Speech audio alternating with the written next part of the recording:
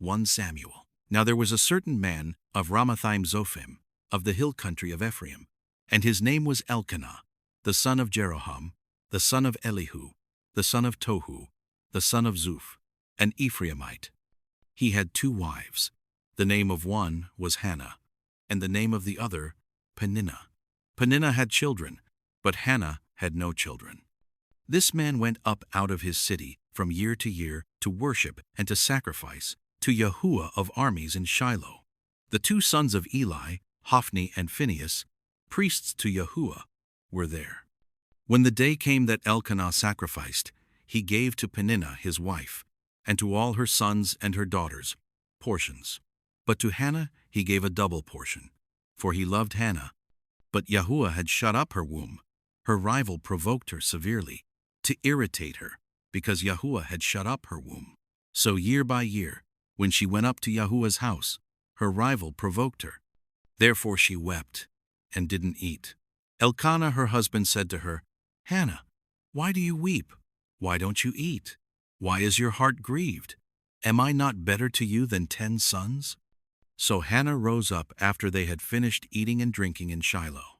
Now Eli the priest was sitting on his seat by the doorpost of Yahuah's temple. She was in bitterness of soul, and prayed to Yahuah, weeping bitterly.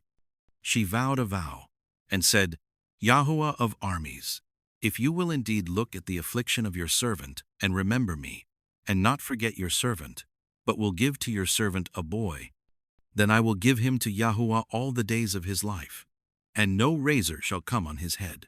As she continued praying before Yahuah, Eli saw her mouth.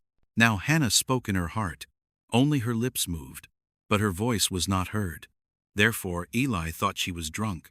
Eli said to her, How long will you be drunk? Get rid of your wine. Hannah answered, No, my master. I am a woman of a sorrowful spirit. I have not been drinking wine or strong drink, but I poured out my soul before Yahuah. Don't consider your servant a wicked woman, for I have been speaking out of the abundance of my complaint and my provocation. Then Eli answered, Go in peace, and may the Elohim of Israel grant your petition that you have asked of him. She said, Let your servant find favor in your sight. So the woman went her way and ate, and her facial expression wasn't sad anymore. They rose up in the morning early and worshipped Yahuah, then returned and came to their house to Ramah. Then Elkanah knew Hannah his wife, and Yahuah remembered her. When the time had come, Hannah conceived and bore a son, and she named him Samuel, saying, Because I have asked him of Yahuah. The man, Elkanah, and all his house went up to offer to Yahuah the yearly sacrifice and his vow. But Hannah didn't go up, for she said to her husband, Not until the child is weaned. Then I will bring him, that he may appear before Yahuah, and stay there forever. Elkanah, her husband, said to her, Do what seems good to you. Wait until you have weaned him. Only may Yahuah establish his word. So the woman waited and nursed her son until she weaned him. When she had weaned him, she took him up with her, with 3 bulls and 1 ephah of meal, and a container of wine, and brought him to Yahuah's house in Shiloh. The child was young. They killed the bull, and brought the child to Eli. She said, Oh, my master, as your soul lives, my master, I am the woman who stood by you here, praying to Yahuah. I prayed for this child, and Yahuah has given me my petition which I asked of him. Therefore I have also given him to Yahuah. As long as he lives, he is given to Yahuah. He worshipped Yahuah. There Hannah prayed, and said, My heart exults in Yahuah. My horn is exalted in Yahuah. My mouth is enlarged over my enemies, because I rejoice in your salvation. There is no one as holy as Yahuah, for there is no one besides you, nor is there any rock like our Elohim. Don't keep talking so exceedingly proudly. Don't let arrogance come out of your mouth. For Yahuah is an Elohim of knowledge. By him actions are weighed. The bows of the mighty men are broken. Those who stumbled are armed with strength. Those who were full have hired themselves out for bread. Those who were hungry are satisfied. Yes, the barren has borne 7. She who has many children languishes. Yahuah kills and makes alive. He brings down to Sheol and brings up. Yahuah makes poor and makes rich. He brings low, he also lifts up. He raises up the poor out of the dust. He lifts up the needy from the dunghill to make them sit with princes and inherit the throne of glory. For the pillars of the earth are Yahuah's. He has set the world on them. He will keep the feet of his holy ones, but the wicked will be put to silence in darkness. For no man will prevail by strength. Those who strive with Yahuah shall be broken to pieces. He will thunder against them in the sky. Yahuah will judge the ends of the earth. He will give strength to his king and exalt the horn of his anointed. Elkanah went to Ramah to his house. The child served Yahuah before Eli the priest. Now the sons of Eli were wicked men. They didn't know Yahuah. The custom of the priests with the people was that when anyone offered a sacrifice, the priest's servant came while the meat was boiling, with a fork of 3 teeth in his hand, and he stabbed it into the pan, or kettle, or cauldron, or pot. The priest took all that the fork brought up for himself. They did this to all the Israelites who came there to Shiloh. Yes, before they burned the fat, the priest's servant came and said to the man who sacrificed, "Give meat to roast for the priest, for he will not accept boiled meat from you, but raw." If the man said to him, "Let the fat be burned first, and then take as much as your soul desires," then he would say, "No, but you shall give it to me now, and if not, I will take it by force." The sin of the young men was very great before Yahuah, for the men despised Yahuah's offering. But Samuel ministered before Yahuah, being a child, clothed with a linen ephod. Moreover, his mother made him a little robe, and brought it to him from year to year when she came up with her husband to offer the yearly sacrifice. Eli blessed Elkanah and his wife, and said, "May Yahuah give you offspring from this woman for the petition which was asked of Yahuah." Then they went to their own home. Yahuah visited Hannah, and she conceived and bore 3 sons and 2 daughters. The child Samuel grew before Yahuah. Now Eli was very old, and he heard all that his sons did to all Israel, and how that they slept with the women who served at the door of the tent of meeting. He said to them, "Why do you do such things?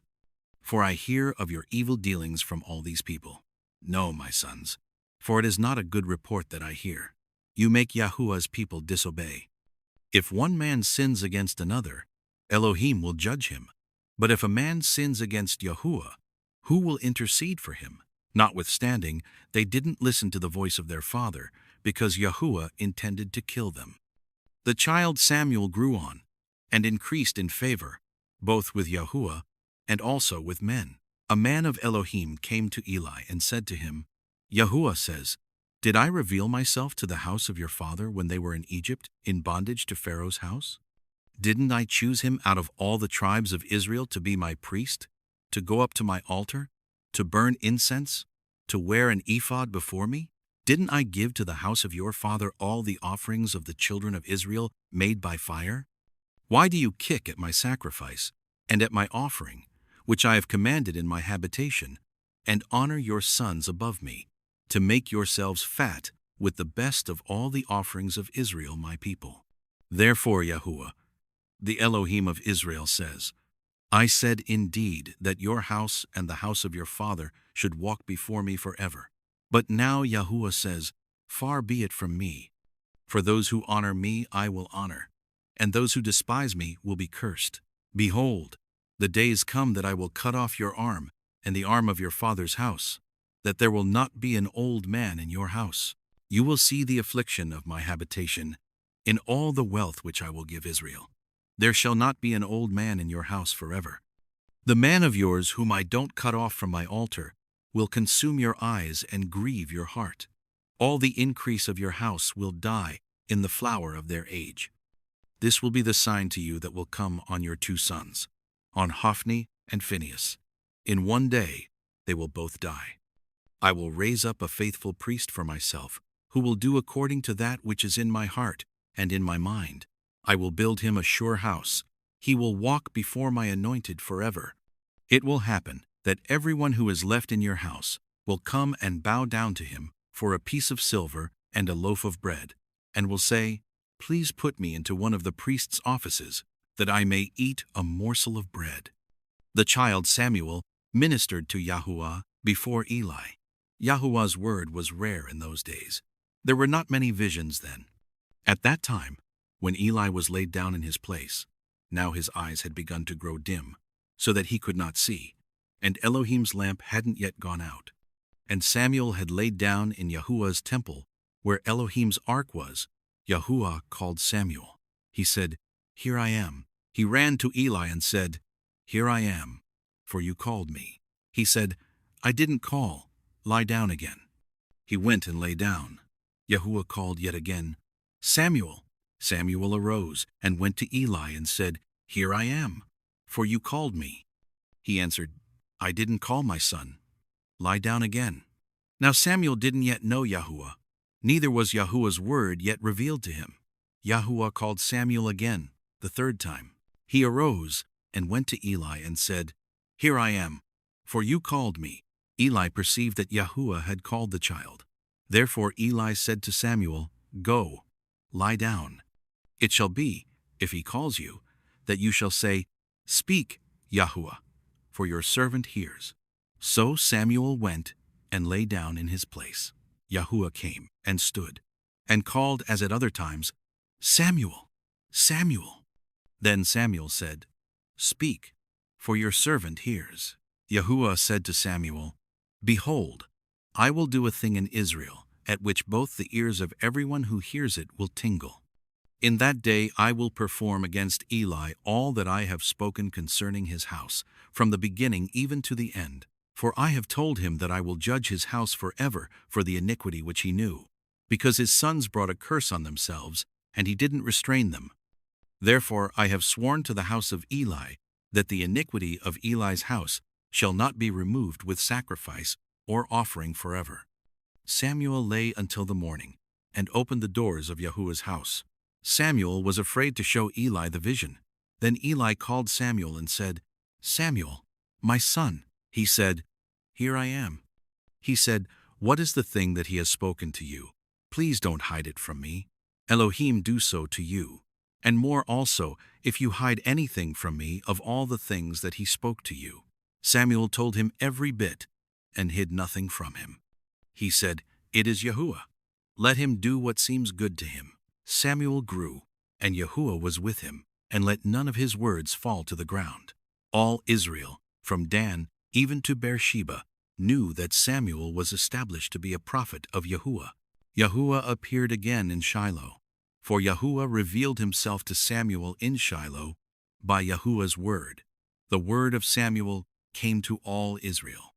Now Israel went out against the Philistines to battle, and encamped beside Ebenezer, and the Philistines encamped in Aphek. The Philistines put themselves in array against Israel. When they joined battle, Israel was defeated by the Philistines, who killed about 4,000 men of the army in the field. When the people had come into the camp, the elders of Israel said, "Why has Yahuah defeated us today before the Philistines? Let's get the ark of Yahuah's covenant out of Shiloh and bring it to us, that it may come among us and save us out of the hand of our enemies." So the people sent to Shiloh, and they brought from there the ark of the covenant of Yahuah of armies, who sits above the cherubim, and the two sons of Eli, Hophni and Phinehas, were there with the ark of the covenant of Elohim. When the ark of Yahuah's covenant came into the camp, all Israel shouted with a great shout, so that the earth resounded. When the Philistines heard the noise of the shout, they said, "What does the noise of this great shout in the camp of the Hebrews mean?" They understood that Yahuah's ark had come into the camp. The Philistines were afraid, for they said, "Elohim has come into the camp." They said, "Woe to us, for there has not been such a thing before. Woe to us! Who shall deliver us out of the hand of these mighty gods?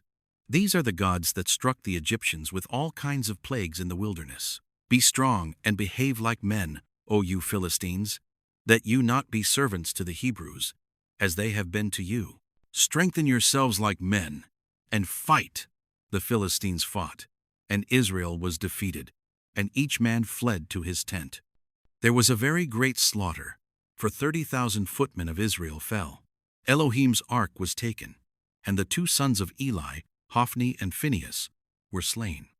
A man of Benjamin ran out of the army and came to Shiloh the same day, with his clothes torn and with dirt on his head. When he came, behold, Eli was sitting on his seat by the road watching, for his heart trembled for Elohim's ark. When the man came into the city and told about it, all the city cried out. When Eli heard the noise of the crying, he said, "What does the noise of this tumult mean?" The man hurried and came and told Eli. Now Eli was 98 years old. His eyes were set, so that he could not see. The man said to Eli, "I am he who came out of the army, and I fled today out of the army." He said, "How did the matter go, my son?" He who brought the news answered, "Israel has fled before the Philistines, and there has been also a great slaughter among the people. Your 2 sons also, Hophni and Phinehas, are dead, and Elohim's ark has been captured." When he made mention of Elohim's ark, Eli fell from off his seat backward by the side of the gate, and his neck broke, and he died, for he was an old man and heavy. He had judged Israel 40 years.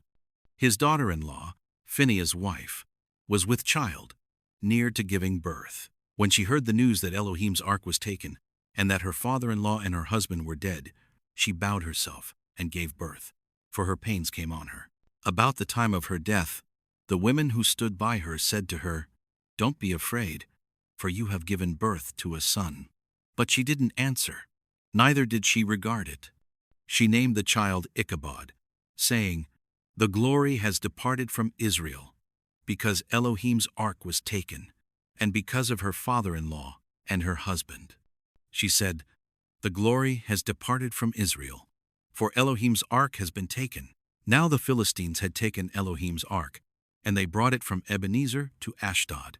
The Philistines took Elohim's ark and brought it into the house of Dagon, and set it by Dagon. When the people of Ashdod arose early on the next day, behold, Dagon had fallen on his face to the ground before Yahuah's ark.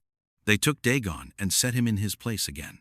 When they arose early on the following morning, behold, Dagon had fallen on his face to the ground before Yahuah's ark, and the head of Dagon and both the palms of his hands were cut off on the threshold. Only Dagon's torso was intact. Therefore neither the priests of Dagon nor any who come into Dagon's house step on the threshold of Dagon in Ashdod to this day. But Yahuah's hand was heavy on the people of Ashdod, and he destroyed them and struck them with tumors, even Ashdod and its borders. When the men of Ashdod saw that it was so, they said, "The ark of the Elohim of Israel shall not stay with us, for his hand is severe on us and on Dagon our God." They sent therefore and gathered together all the lords of the Philistines, and said, "What shall we do with the ark of the Elohim of Israel?" They answered, "Let the ark of the Elohim of Israel be carried over to Gath." They carried the ark of the Elohim of Israel there. It was so that after they had carried it there, Yahuah's hand was against the city with a very great confusion, and he struck the men of the city, both small and great, so that tumors broke out on them. So they sent Elohim's ark to Ekron. As Elohim's ark came to Ekron, the Ekronites cried out, saying, "They have brought the ark of the Elohim of Israel here to us, to kill us and our people." They sent therefore and gathered together all the lords of the Philistines, and they said, "Send the ark of the Elohim of Israel away, and let it go again to its own place, that it not kill us and our people." For there was a deadly panic throughout all the city. The hand of Elohim was very heavy there. The men who didn't die were struck with the tumors, and the cry of the city went up to heaven. Yahuah's ark was in the country of the Philistines 7 months.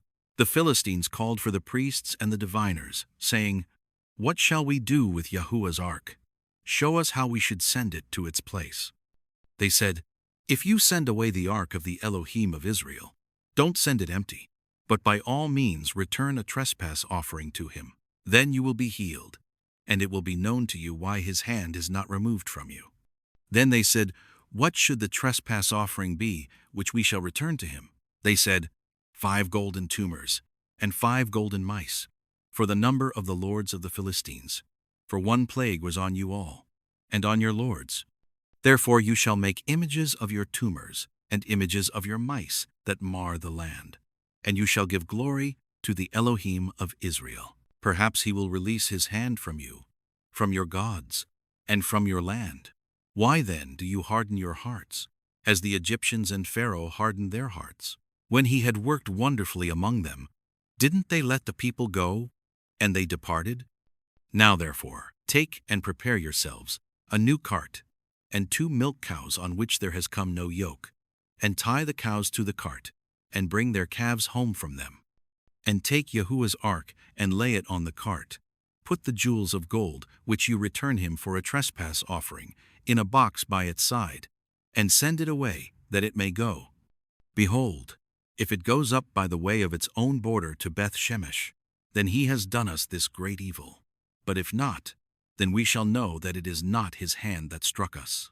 It was a chance that happened to us. The men did so, and took 2 milk cows and tied them to the cart, and shut up their calves at home. They put Yahuwah's ark on the cart, and the box with the golden mice, and the images of their tumors. The cows took the straight way by the way to Beth Shemesh. They went along the highway, lowing as they went, and didn't turn away to the right hand or to the left. And the lords of the Philistines went after them to the border of Beth Shemesh. The people of Beth Shemesh were reaping their wheat harvest in the valley, and they lifted up their eyes and saw the ark, and rejoiced to see it. The cart came into the field of Joshua of Beth Shemesh, and stood there, where there was a great stone. Then they split the wood of the cart, and offered up the cows for a burnt offering to Yahuwah. The Levites took down Yahuwah's ark, and the box that was with it, in which the jewels of gold were, and put them on the great stone. And the men of Beth Shemesh offered burnt offerings and sacrificed sacrifices the same day to Yahuwah. When the 5 lords of the Philistines had seen it, they returned to Ekron the same day. These are the golden tumors, which the Philistines returned for a trespass offering to Yahuwah. For Ashdod 1, for Gaza 1, for Ashkelon 1, for Gath 1, for Ekron 1. And the golden mice, according to the number of all the cities of the Philistines, belonging to the 5 lords, both of fortified cities and of country villages, even to the great stone on which they set down Yahuwah's ark. That stone remains to this day in the field of Joshua of Beth Shemesh. He struck of the men of Beth Shemesh, because they had looked into Yahuwah's ark. He struck 50,070 of the men. Then the people mourned, because Yahuwah had struck the people with a great slaughter. The men of Beth Shemesh said, "Who is able to stand before Yahuwah, this holy Elohim? To whom shall he go up from us?"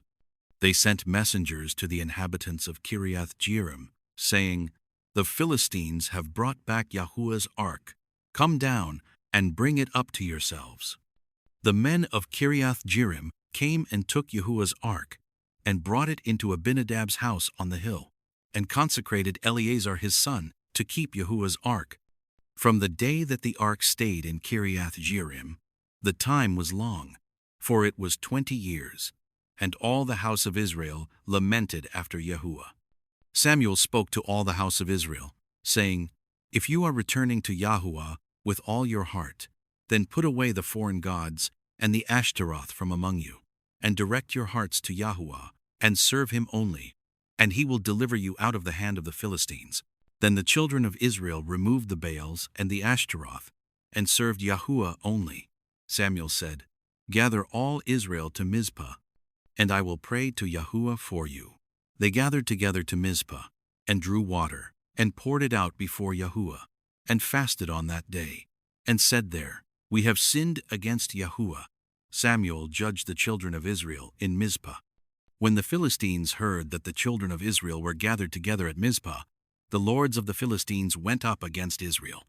When the children of Israel heard it, they were afraid of the Philistines. The children of Israel said to Samuel, "Don't stop crying to Yahuwah our Elohim for us, that he will save us out of the hand of the Philistines." Samuel took a suckling lamb, and offered it for a whole burnt offering to Yahuwah. Samuel cried to Yahuwah for Israel, and Yahuwah answered him. As Samuel was offering up the burnt offering, The Philistines came near to battle against Israel. But Yahuah thundered with a great thunder on that day on the Philistines and confused them. And they were struck down before Israel. The men of Israel went out of Mizpah and pursued the Philistines and struck them until they came under Beth-kar. Then Samuel took a stone and set it between Mizpah and Shen and called its name Ebenezer, saying, Yahuah helped us until now. So the Philistines were subdued, and they stopped coming within the border of Israel. Yahuah's hand was against the Philistines all the days of Samuel. The cities which the Philistines had taken from Israel were restored to Israel, from Ekron even to Gath, and Israel recovered its border out of the hand of the Philistines. There was peace between Israel and the Amorites. Samuel judged Israel all the days of his life. He went from year to year in a circuit to Bethel, Gilgal, and Mizpah, and he judged Israel in all those places. His return was to Ramah, for his house was there, and he judged Israel there, and he built an altar to Yahuah there. When Samuel was old, he made his sons judges over Israel. Now the name of his firstborn was Joel, and the name of his second, Abijah. They were judges in Beersheba. His sons didn't walk in his ways, but turned away after dishonest gain, took bribes, and perverted justice. Then all the elders of Israel gathered themselves together and came to Samuel to Ramah. They said to him, Behold, you are old, and your sons don't walk in your ways. Now make us a king to judge us like all the nations. But the thing displeased Samuel, when they said, Give us a king to judge us. Samuel prayed to Yahuah. Yahuah said to Samuel, Listen to the voice of the people in all that they tell you, for they have not rejected you, but they have rejected me as the king over them. According to all the works which they have done since the day that I brought them up out of Egypt even to this day, in that they have forsaken me, and served other gods, so they also do to you. Now therefore listen to their voice. However you shall protest solemnly to them, and shall show them the way of the king who will reign over them. Samuel told all Yahuah's words to the people who asked him for a king. He said, This will be the way of the king who shall reign over you. He will take your sons and appoint them as his servants for his chariots, and to be his horsemen, and they will run before his chariots.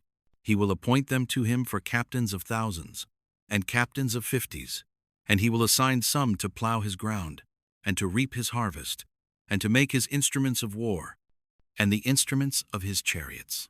He will take your daughters to be perfumers, to be cooks, and to be bakers. He will take your fields, your vineyards, and your olive groves, even their best, and give them to his servants. He will take 1/10 of your seed, and of your vineyards, and give it to his officers, and to his servants.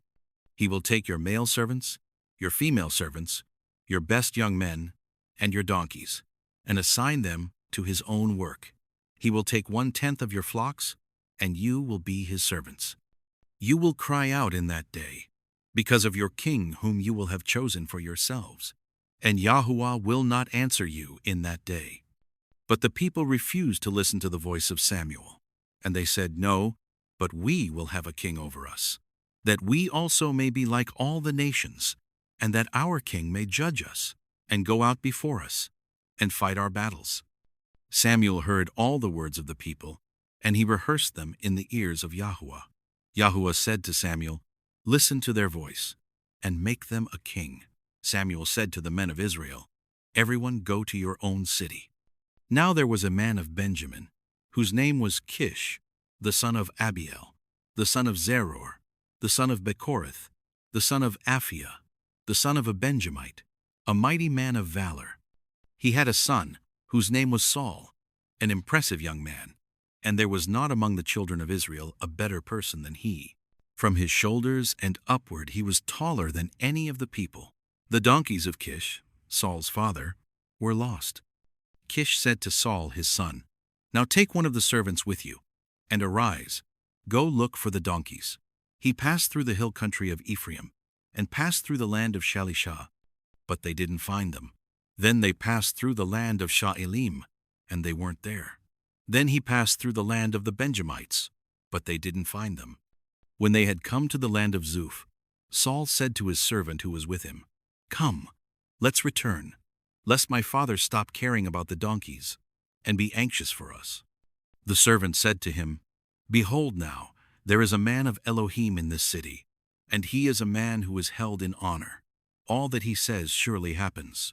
Now let's go there. Perhaps he can tell us which way to go." Then Saul said to his servant, "But behold, if we go, what should we bring the man? For the bread is spent in our sacks, and there is not a present to bring to the man of Elohim. What do we have?" The servant answered Saul again, and said, "Behold, I have in my hand the 4th part of a shekel of silver. I will give that to the man of Elohim to tell us our way." In earlier times in Israel, when a man went to inquire of Elohim, he said, "Come, let's go to the seer," for he who is now called a prophet was before called a seer. Then Saul said to his servant, "Well said. Come, let's go." So they went to the city where the man of Elohim was. As they went up the ascent to the city, they found young maidens going out to draw water, and said to them, "Is the seer here?" They answered them, and said, "He is. Behold, he is before you. Hurry now, for he has come today into the city. For the people have a sacrifice today in the high place. As soon as you have come into the city, you will immediately find him, before he goes up to the high place to eat. For the people will not eat until he comes, because he blesses the sacrifice. Afterwards those who are invited eat. Now therefore go up, for at this time you will find him." They went up to the city. As they came within the city, behold, Samuel came out toward them, to go up to the high place. Now Yahuah had revealed to Samuel a day before Saul came, saying, "Tomorrow about this time I will send you a man out of the land of Benjamin, and you shall anoint him to be prince over my people Israel. He will save my people out of the hand of the Philistines, for I have looked upon my people, because their cry has come to me." When Samuel saw Saul, Yahuah said to him, "Behold, the man of whom I spoke to you, he will have authority over my people." Then Saul approached Samuel in the gateway, and said, "Please tell me where the seer's house is." Samuel answered Saul, and said, "I am the seer. Go up before me to the high place, for you are to eat with me today. In the morning I will let you go, and will tell you all that is in your heart. As for your donkeys who were lost 3 days ago, don't set your mind on them, for they have been found. For whom is all that is desirable in Israel? Is it not for you, and for all your father's house?" Saul answered, "Am I not a Benjamite, of the smallest of the tribes of Israel, and my family the least of all the families of the tribe of Benjamin? Why then do you speak to me like this?" Samuel took Saul and his servant, and brought them into the guest room, and made them sit in the best place among those who were invited, who were about 30 persons. Samuel said to the cook, "Bring the portion which I gave you, of which I said to you, set it aside." The cook took up the thigh, and that which was on it, and set it before Saul. Samuel said, "Behold, that which has been reserved. Set it before yourself and eat, because it has been kept for you for the appointed time. For I said, I have invited the people." So Saul ate with Samuel that day. When they had come down from the high place into the city, he talked with Saul on the housetop. They arose early, and about daybreak Samuel called to Saul on the housetop, saying, "Get up, that I may send you away." Saul arose, and they both went outside, he and Samuel, together. As they were going down at the end of the city, Samuel said to Saul, "Tell the servant to go on ahead of us." He went ahead. Then Samuel said, "But stand still first, that I may cause you to hear Elohim's message." Then Samuel took the vial of oil, and poured it on his head, and kissed him, and said, "Hasn't Yahuah anointed you to be prince over his inheritance? When you have departed from me today, then you will find 2 men by Rachel's tomb, on the border of Benjamin at Zelzah. They will tell you, 'The donkeys which you went to look for have been found.' And behold, your father has stopped caring about the donkeys, and is anxious for you, saying, What shall I do for my son? Then you will go on forward from there, and you will come to the oak of Tabor. 3 men will meet you there going up to Elohim to Bethel, one carrying 3 young goats, and another carrying 3 loaves of bread, and another carrying a container of wine. They will greet you, and give you 2 loaves of bread, which you shall receive from their hand. After that, you will come to the hill of Elohim, where the garrison of the Philistines is, and it will happen, when you have come there to the city, that you will meet a band of prophets coming down from the high place with a lute, a tambourine, a pipe, and a harp before them, and they will be prophesying. Then Yahuwah's Spirit will come mightily on you, and you will prophesy with them, and will be turned into another man. Let it be, when these signs have come to you, that you do what is appropriate for the occasion, for Elohim is with you. Go down ahead of me to Gilgal, and behold, I will come down to you, to offer burnt offerings, and to sacrifice sacrifices of peace offerings. Wait 7 days, until I come to you, and show you what you are to do. It was so, that when he had turned his back to go from Samuel, Elohim gave him another heart, and all those signs happened that day. When they came there to the hill, behold, a band of prophets met him, and the Spirit of Yahuwah came mightily on him, and he prophesied among them. When all who knew him before saw that, behold, he prophesied with the prophets. Then the people said to one another, What is this that has come to the son of Kish? Is Saul also among the prophets? One of the same place answered, Who is their father? Therefore it became a proverb, Is Saul also among the prophets? When he had finished prophesying, he came to the high place. Saul's uncle said to him and to his servant, Where did you go? He said, To seek the donkeys. When we saw that they were not found, we came to Samuel. Saul's uncle said, Please tell me what Samuel said to you. Saul said to his uncle, He told us plainly that the donkeys were found, but concerning the matter of the kingdom, of which Samuel spoke, he didn't tell him. Samuel called the people together to Yahuah, to Mizpah, and he said to the children of Israel, Yahuah, the Elohim of Israel, says, I brought Israel up out of Egypt, and I delivered you out of the hand of the Egyptians, and out of the hand of all the kingdoms that oppressed you. But you have today rejected your Elohim, who himself saves you out of all your calamities and your distresses. And you have said to him, No, set a king over us. Now therefore, present yourselves before Yahuwah by your tribes and by your thousands. So Samuel brought all the tribes of Israel near, and the tribe of Benjamin was chosen.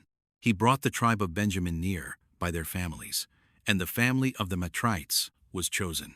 Then Saul the son of Kish was chosen, but when they looked for him, he could not be found. Therefore they asked of Yahuwah further, Is there yet a man to come here? Yahuwah answered, Behold, he has hidden himself among the baggage. They ran and got him there. When he stood among the people, he was higher than any of the people from his shoulders and upward. Samuel said to all the people, Do you see him whom Yahuwah has chosen, that there is no one like him among all the people? All the people shouted and said, Long live the king! Then Samuel told the people the regulations of the kingdom, and wrote it in a book, and laid it up before Yahuwah. Samuel sent all the people away, every man to his house. Saul also went to his house to Gibeah, and the army went with him, whose hearts Elohim had touched. But certain worthless fellows said, How could this man save us? They despised him, and brought him no present, but he held his peace. Then Nahash the Ammonite came up, and encamped against Jabesh Gilead. And all the men of Jabesh said to Nahash, Make a covenant with us, and we will serve you. Nahash the Ammonite said to them, On this condition I will make it with you, that all your right eyes be gouged out. I will make this dishonor all Israel. The elders of Jabesh said to him, Give us 7 days, that we may send messengers to all the borders of Israel, and then, if there is no one to save us, we will come out to you. Then the messengers came to Gibeah of Saul, and spoke these words in the ears of the people. Then all the people lifted up their voice, and wept. Behold, Saul came following the oxen out of the field, and Saul said, What ails the people that they weep? They told him the words of the men of Jabesh. The Spirit of Yahuah came mightily on Saul when he heard those words, and his anger burned hot. He took a yoke of oxen and cut them in pieces, and sent them throughout all the borders of Israel by the hand of messengers, saying, Whoever doesn't come out after Saul and after Samuel, so shall it be done to his oxen. The dread of Yahuah fell on the people, and they came out as one man. He counted them in Bezek, and the children of Israel were 300,000, and the men of Judah 30,000. They said to the messengers who came, Tell the men of Jabesh Gilead, Tomorrow, by the time the sun is hot, you will be rescued. The messengers came and told the men of Jabesh, and they were glad. Therefore the men of Jabesh said, Tomorrow we will come out to you, and you shall do with us all that seems good to you. On the next day, Saul put the people in 3 companies, and they came into the middle of the camp in the morning watch, and struck the Ammonites until the heat of the day. Those who remained were scattered, so that no 2 of them were left together. The people said to Samuel, Who is he who said, Shall Saul reign over us? Bring those men, that we may put them to death. Saul said, No man shall be put to death today, for today Yahuah has rescued Israel. Then Samuel said to the people, Come, let's go to Gilgal, and renew the kingdom there. All the people went to Gilgal, and there they made Saul king before Yahuah in Gilgal. There they offered sacrifices of peace offerings before Yahuah, and there Saul and all the men of Israel rejoiced greatly. Samuel said to all Israel, Behold, I have listened to your voice in all that you said to me, and have made a king over you. Now, behold, the king walks before you. I am old and gray-headed. Behold, my sons are with you. I have walked before you from my youth to this day. Here I am. Witness against me before Yahuah, and before his anointed. Whose ox have I taken? Whose donkey have I taken? Whom have I defrauded? Whom have I oppressed? Of whose hand have I taken a bribe to make me blind my eyes? I will restore it to you. They said, You have not defrauded us, nor oppressed us, neither have you taken anything from anyone's hand. He said to them, Yahuah is witness against you, and his anointed is witness today, that you have not found anything in my hand. They said, He is witness. Samuel said to the people, It is Yahuah who appointed Moses and Aaron, and that brought your fathers up out of the land of Egypt. Now therefore stand still, that I may plead with you before Yahuah concerning all the righteous acts of Yahuah, which he did to you and to your fathers. When Jacob had come into Egypt, and your fathers cried to Yahuah, then Yahuah sent Moses and Aaron, who brought your fathers out of Egypt, and made them to dwell in this place. But they forgot Yahuah their Elohim, and he sold them into the hand of Sisera, captain of the army of Hazor, and into the hand of the Philistines, and into the hand of the king of Moab. And they fought against them. They cried to Yahuah, and said, We have sinned, because we have forsaken Yahuah, and have served the Baals and the Ashtaroth. But now deliver us out of the hand of our enemies, and we will serve you. Yahuah sent Jerubbaal, Bedan, Jephthah, and Samuel, and delivered you out of the hand of your enemies on every side, and you lived in safety. When you saw that Nahash, the king of the children of Ammon, came against you, you said to me, No, but a king shall reign over us, when Yahuah your Elohim was your king.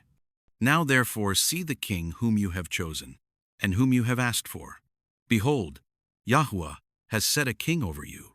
If you will fear Yahuah, and serve him, and listen to his voice, and not rebel against the commandment of Yahuah, then both you and also the king who reigns over you are followers of Yahuah your Elohim. But if you will not listen to Yahuah's voice, but rebel against the commandment of Yahuah, then Yahuah's hand will be against you, as it was against your fathers. Now therefore stand still and see this great thing, which Yahuah will do before your eyes. Isn't it wheat harvest today?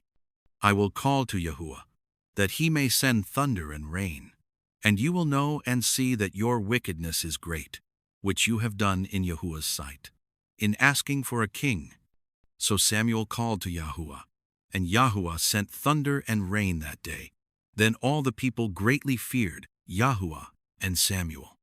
All the people said to Samuel, "Pray for your servants to Yahuah your Elohim, that we not die, for we have added to all our sins this evil, to ask for a king." Samuel said to the people, "Don't be afraid. You have indeed done all this evil, yet don't turn away from following Yahuah, but serve Yahuah with all your heart. Don't turn away to go after vain things which can't profit or deliver, for they are vain. For Yahuah will not forsake his people for his great name's sake, because it has pleased Yahuah to make you a people for himself.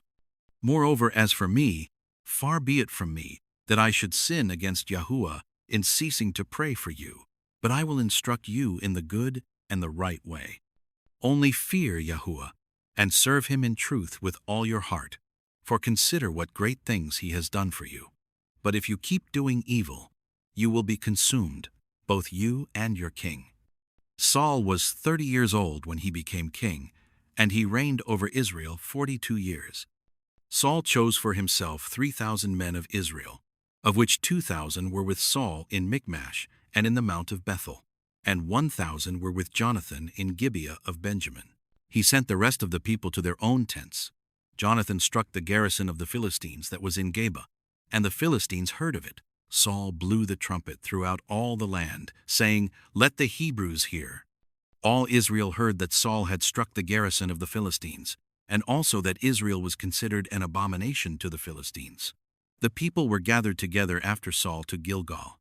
The Philistines assembled themselves together to fight with Israel, 30,000 chariots, and 6,000 horsemen, and people as the sand which is on the seashore in multitude. They came up and encamped in Michmash, eastward of Bethaven. When the men of Israel saw that they were in trouble, for the people were distressed, then the people hid themselves in caves, in thickets, in rocks, in tombs, and in pits.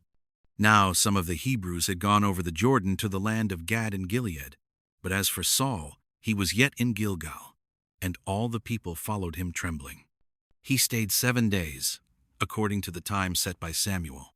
But Samuel didn't come to Gilgal, and the people were scattering from him. Saul said, "Bring the burnt offering to me here, and the peace offerings." He offered the burnt offering. It came to pass that as soon as he had finished offering the burnt offering, behold, Samuel came, and Saul went out to meet him, that he might greet him. Samuel said, "What have you done?" Saul said, "Because I saw that the people were scattered from me, and that you didn't come within the days appointed, and that the Philistines assembled themselves together at Michmash. Therefore I said, now the Philistines will come down on me to Gilgal, and I haven't entreated the favor of Yahuah. I forced myself, therefore, and offered the burnt offering." Samuel said to Saul, "You have done foolishly. You have not kept the commandment of Yahuah your Elohim, which he commanded you. For now Yahuah would have established your kingdom on Israel forever. But now your kingdom will not continue. Yahuah has sought for himself a man after his own heart, and Yahuah has appointed him to be prince over his people, because you have not kept that which Yahuah commanded you." Samuel arose, and went from Gilgal to Gibeah of Benjamin. Saul counted the people who were present with him, about 600 men. Saul and Jonathan his son, and the people who were present with them, stayed in Geba of Benjamin, but the Philistines encamped in Michmash. The raiders came out of the camp of the Philistines in 3 companies. One company turned to the way that leads to Ophrah, to the land of Shual. Another company turned the way to Beth Horon, and another company turned the way of the border that looks down on the valley of Zeboim toward the wilderness. Now there was no blacksmith found throughout all the land of Israel, for the Philistines said, "Lest the Hebrews make themselves swords or spears." But all the Israelites went down to the Philistines, each man to sharpen his own plowshare, mattock, axe, and sickle. The price was 1 payim each to sharpen mattocks, plowshares, pitchforks, axes, and goads. So it came to pass in the day of battle that neither sword nor spear was found in the hand of any of the people who were with Saul and Jonathan, but Saul and Jonathan his son had them.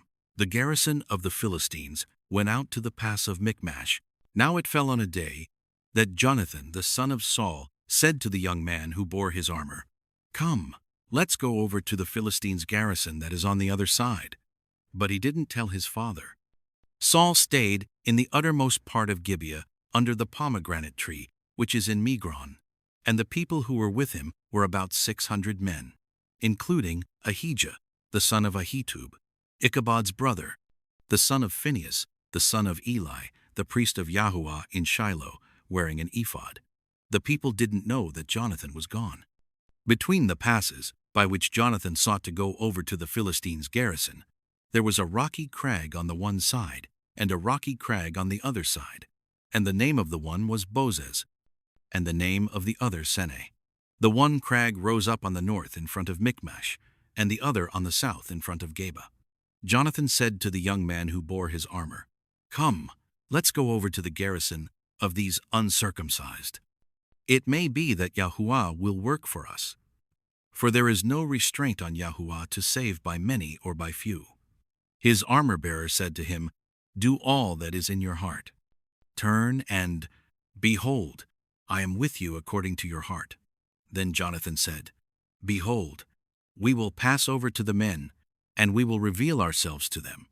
If they say this to us, 'Wait until we come to you,' then we will stand still in our place, and will not go up to them. But if they say this, 'Come up to us,' then we will go up, for Yahuah has delivered them into our hand. This shall be the sign to us."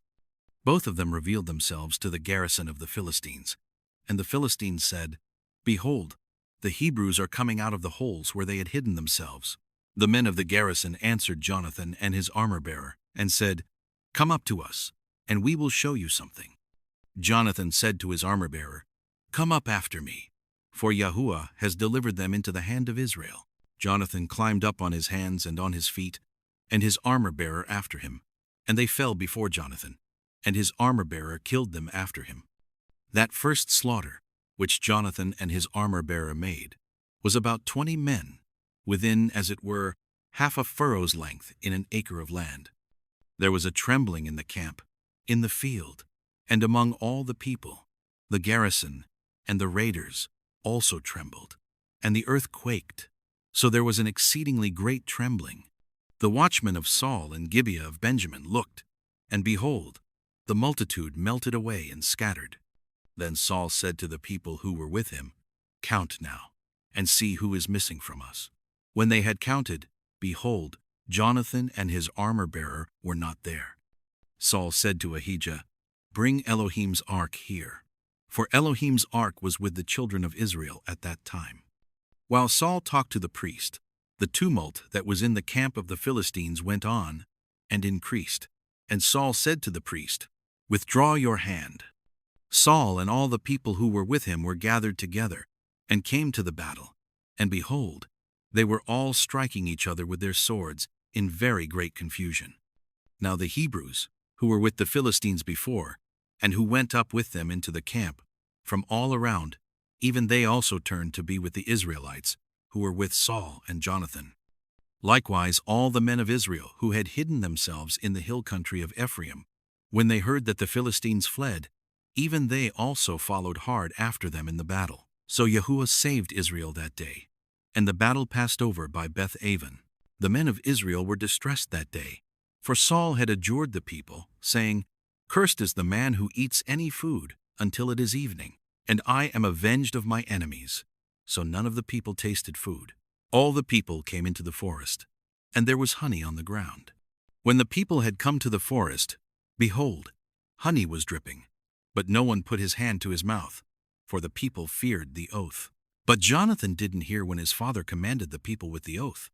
Therefore he put out the end of the rod that was in his hand, and dipped it in the honeycomb, and put his hand to his mouth, and his eyes brightened. Then one of the people answered, and said, "Your father directly commanded the people with an oath, saying, 'Cursed is the man who eats food today.'" So the people were faint. Then Jonathan said, "My father has troubled the land. Please look how my eyes have brightened, because I tasted a little of this honey. How much more, if perhaps the people had eaten freely today of the plunder of their enemies which they found?" For now there has been no great slaughter among the Philistines. They struck the Philistines that day from Michmash to Aijalon. The people were very faint, and the people pounced on the plunder, and took sheep, cattle, and calves, and killed them on the ground, and the people ate them with the blood. Then they told Saul, saying, Behold, the people are sinning against Yahuah, in that they eat meat with the blood. He said, You have dealt treacherously. Roll a large stone to me today. Saul said, Disperse yourselves among the people, and tell them, Every man bring me here his ox, and every man his sheep, and kill them here, and eat. And don't sin against Yahuah in eating meat with the blood. All the people brought every man his ox with him that night, and killed them there. Saul built an altar to Yahuah. This was the first altar that he built to Yahuah. Saul said, Let's go down after the Philistines by night, and take plunder among them until the morning light, and let's not leave a man of them. They said, Do whatever seems good to you. Then the priest said, Let's draw near here to Elohim. Saul asked counsel of Elohim, Shall I go down after the Philistines? Will you deliver them into the hand of Israel? But he didn't answer him that day. Saul said, Draw near here, all you chiefs of the people, and know and see in which this sin has been today. For, as Yahuah lives, who saves Israel, though it is in Jonathan my son, he shall surely die. But there was not a man among all the people who answered him. Then he said to all Israel, You be on one side, and I and Jonathan my son will be on the other side. The people said to Saul, Do what seems good to you. Therefore Saul said to Yahuah, the Elohim of Israel, Show the right. Jonathan and Saul were chosen, but the people escaped. Saul said, Cast lots between me and Jonathan my son. Jonathan was selected. Then Saul said to Jonathan, Tell me what you have done. Jonathan told him and said, I certainly did taste a little honey with the end of the rod that was in my hand, and behold, I must die. Saul said, Elohim do so, and more also, for you shall surely die, Jonathan. The people said to Saul, Shall Jonathan die, who has worked this great salvation in Israel? Far from it. As Yahuah lives, there shall not one hair of his head fall to the ground, for he has worked with Elohim today. So the people rescued Jonathan, that he didn't die. Then Saul went up from following the Philistines, and the Philistines went to their own place. Now when Saul had taken the kingdom over Israel, he fought against all his enemies on every side, against Moab, and against the children of Ammon, and against Edom, and against the kings of Zobah, and against the Philistines. Wherever he turned himself, he defeated them. He did valiantly, and struck the Amalekites, and delivered Israel out of the hands of those who plundered them. Now the sons of Saul were Jonathan, Ishvi, and Malchishua, and the names of his 2 daughters were these, the name of the firstborn Merab, and the name of the younger, Michal. The name of Saul's wife was Ahinoam, the daughter of Ahimaaz. The name of the captain of his army was Abner, the son of Ner, Saul's uncle. Kish was the father of Saul, and Ner, the father of Abner, was the son of Abiel. There was severe war against the Philistines all the days of Saul, and when Saul saw any mighty man or any valiant man, he took him into his service. Samuel said to Saul, Yahuah sent me to anoint you to be king over his people, over Israel. Now therefore, listen to the voice of Yahuah's words. Yahuah of armies says, I remember what Amalek did to Israel, how he set himself against him on the way, when he came up out of Egypt. Now go and strike Amalek, and utterly destroy all that they have, and don't spare them, but kill both man and woman, infant and nursing baby, ox and sheep, camel and donkey. Saul summoned the people, and counted them in Telaim, 200,000 footmen, and 10,000 men of Judah.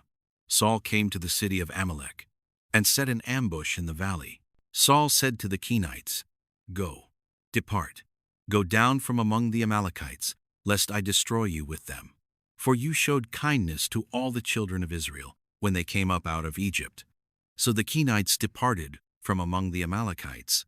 Saul struck the Amalekites, from Havilah as you go to Shur, that is, before Egypt. He took Agag, the king of the Amalekites, alive, and utterly destroyed all the people with the edge of the sword. But Saul and the people spared Agag, and the best of the sheep, of the cattle, and of the fat calves, and the lambs, and all that was good, and were not willing to utterly destroy them, but everything that was vile and refuse, that they destroyed utterly. Then Yahuah's word came to Samuel, saying, It grieves me that I have set up Saul to be king, for he has turned back from following me, and has not performed my commandments. Samuel was angry, and he cried to Yahuah all night. Samuel rose early to meet Saul in the morning, and Samuel was told, saying, Saul came to Carmel, and behold, he set up a monument for himself, and turned and passed on, and went down to Gilgal. Samuel came to Saul, and Saul said to him, You are blessed by Yahuah. I have performed the commandment of Yahuah. Samuel said, Then what does this bleating of the sheep in my ears, and the lowing of the cattle which I hear mean? Saul said, They have brought them from the Amalekites, for the people spared the best of the sheep and of the cattle, to sacrifice to Yahuah your Elohim. We have utterly destroyed the rest. Then Samuel said to Saul, Stay, and I will tell you what Yahuah said to me last night. He said to him, Say on. Samuel said, Though you were little in your own sight, weren't you made the head of the tribes of Israel? Yahuah anointed you king over Israel, and Yahuah sent you on a journey, and said, Go, and utterly destroy the sinners, the Amalekites, and fight against them until they are consumed. Why then didn't you obey Yahuah's voice, but took the plunder, and did that which was evil in Yahuah's sight? Saul said to Samuel, But I have obeyed Yahuah's voice, and have gone the way which Yahuah sent me, and have brought Agag, the king of Amalek, and have utterly destroyed the Amalekites. But the people took of the plunder, sheep and cattle, the chief of the devoted things, to sacrifice to Yahuah, your Elohim, in Gilgal. Samuel said, Has Yahuah as great delight in burnt offerings and sacrifices as in obeying Yahuah's voice? Behold, to obey is better than sacrifice, and to listen than the fat of rams. For rebellion is as the sin of witchcraft, and stubbornness is as idolatry and teraphim. Because you have rejected Yahuah's word, he has also rejected you from being king. Saul said to Samuel, I have sinned, for I have transgressed the commandment of Yahuah and your words, because I feared the people and obeyed their voice. Now therefore, please pardon my sin, and turn again with me, that I may worship Yahuah. Samuel said to Saul, I will not return with you, for you have rejected Yahuah's word, and Yahuah has rejected you from being king over Israel. As Samuel turned around to go away, Saul grabbed the skirt of his robe, and it tore. Samuel said to him, Yahuah has torn the kingdom of Israel from you today, and has given it to a neighbor of yours who is better than you. Also the strength of Israel will not lie nor repent, for he is not a man that he should repent. Then he said, I have sinned, yet please honor me now before the elders of my people and before Israel, and come back with me, that I may worship Yahuah your Elohim.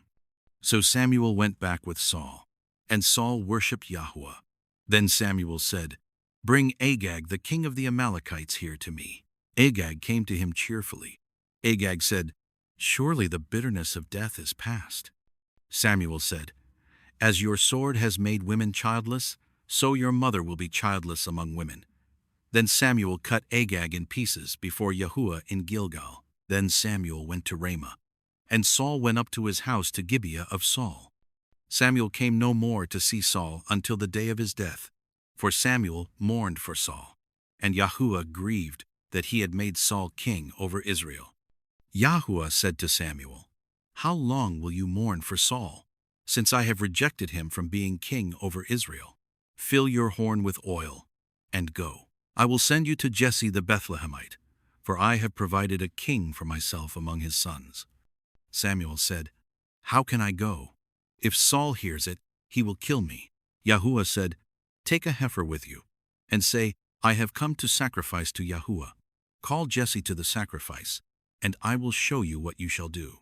You shall anoint to me him whom I name to you." Samuel did that which Yahuah spoke, and came to Bethlehem. The elders of the city came to meet him trembling, and said, "Do you come peaceably?" He said, "Peaceably. I have come to sacrifice to Yahuah. Sanctify yourselves, and come with me to the sacrifice." He sanctified Jesse and his sons, and called them to the sacrifice. When they had come, he looked at Eliab, and said, "Surely Yahuah's anointed is before him." But Yahuah said to Samuel, "Don't look on his face, or on the height of his stature, because I have rejected him. For I don't see as man sees. For man looks at the outward appearance, but Yahuah looks at the heart." Then Jesse called Abinadab, and made him pass before Samuel. He said, "Yahuah has not chosen this one either." Then Jesse made Shammah to pass by. He said, "Yahuah has not chosen this one either." Jesse made 7 of his sons to pass before Samuel. Samuel said to Jesse, "Yahuah has not chosen these." Samuel said to Jesse, "Are all your children here?" He said, "There remains yet the youngest. Behold, he is keeping the sheep." Samuel said to Jesse, "Send and get him, for we will not sit down until he comes here." He sent and brought him in. Now he was ruddy, with a handsome face and good appearance. Yahuah said, "Arise, anoint him, for this is he." Then Samuel took the horn of oil, and anointed him in the middle of his brothers. Then Yahuah's spirit came mightily on David from that day forward. So Samuel rose up and went to Ramah. Now Yahuah's spirit departed from Saul, and an evil spirit from Yahuah troubled him.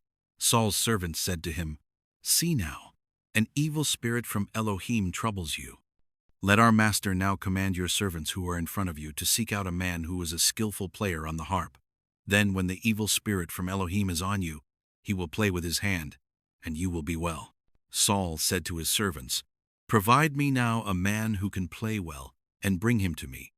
Then one of the young men answered, and said, "Behold, I have seen a son of Jesse the Bethlehemite, who is skillful in playing, a mighty man of valor, a man of war, prudent in speech, and a handsome person, and Yahuah is with him."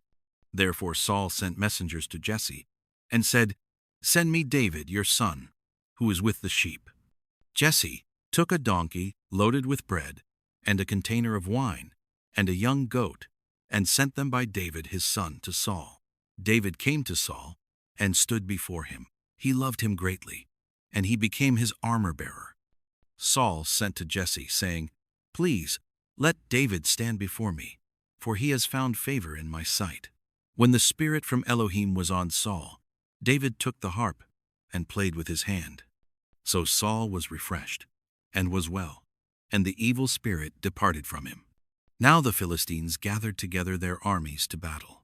And they were gathered together at Soko, which belongs to Judah, and encamped between Soko and Azekah, in Ephes-dammim. Saul and the men of Israel were gathered together, and encamped in the valley of Elah, and set the battle in array against the Philistines. The Philistines stood on the mountain on the one side, and Israel stood on the mountain on the other side, and there was a valley between them. A champion out of the camp of the Philistines, named Goliath, of Gath, whose height was 6 cubits, and a span went out. He had a helmet of bronze on his head, and he wore a coat of mail, and the weight of the coat was 5,000 shekels of bronze. He had bronze shin armor on his legs, and a bronze javelin between his shoulders. The staff of his spear was like a weaver's beam, and his spear's head weighed 600 shekels of iron. His shield-bearer went before him. He stood and cried to the armies of Israel, and said to them, "Why have you come out to set your battle in array? Am I not a Philistine, and you servants to Saul? Choose a man for yourselves, and let him come down to me. If he is able to fight with me and kill me, then will we be your servants. But if I prevail against him and kill him, then you will be our servants and serve us." The Philistine said, "I defy the armies of Israel today. Give me a man, that we may fight together." When Saul and all Israel heard those words of the Philistine, they were dismayed and greatly afraid. Now David was the son of that Ephrathite of Bethlehem, Judah, whose name was Jesse, and he had 8 sons. The man was an elderly old man in the days of Saul. The 3 oldest sons of Jesse had gone after Saul to the battle, and the names of his 3 sons who went to the battle were Eliab, the firstborn, and next to him Abinadab, and the third Shammah. David was the youngest, and the 3 oldest followed Saul. Now David went back and forth from Saul to feed his father's sheep at Bethlehem. The Philistine came near morning and evening, and presented himself 40 days. Jesse said to David his son, Now take for your brothers an ephah of this parched grain, and these 10 loaves, and carry them quickly to the camp to your brothers, and bring these 10 cheeses to the captain of their 1,000, and see how your brothers are doing, and bring back news. Now Saul, and they, and all the men of Israel, were in the valley of Elah, fighting with the Philistines. David rose up early in the morning, and left the sheep with a keeper, and took and went, as Jesse had commanded him. He came to the place of the wagons, as the army which was going out to the fight shouted for the battle. Israel and the Philistines put the battle in array, army against army. David left his baggage in the hand of the keeper of the baggage, and ran to the army, and came and greeted his brothers. As he talked with them, behold, the champion, the Philistine of Gath, Goliath by name, came up out of the ranks of the Philistines, and said the same words, and David heard them. All the men of Israel, when they saw the man, fled from him, and were terrified. The men of Israel said, Have you seen this man who has come up? He has surely come up to defy Israel. The king will give great riches to the man who kills him, and will give him his daughter, and make his father's house free in Israel. David spoke to the men who stood by him, saying, What shall be done to the man who kills this Philistine, and takes away the reproach from Israel? For who is this uncircumcised Philistine, that he should defy the armies of the living Elohim? The people answered him in this way, saying, So shall it be done to the man who kills him. Eliab, his oldest brother, heard when he spoke to the men. And Eliab's anger burned against David, and he said, Why have you come down? With whom have you left those few sheep in the wilderness? I know your pride, and the naughtiness of your heart, for you have come down that you might see the battle. David said, What have I now done? Is there not a cause? He turned away from him toward another, and spoke like that again. And the people answered him again the same way. When the words were heard which David spoke, they rehearsed them before Saul, and he sent for him. David said to Saul, Let no man's heart fail because of him. Your servant will go and fight with this Philistine. Saul said to David, You are not able to go against this Philistine to fight with him, for you are but a youth, and he a man of war from his youth.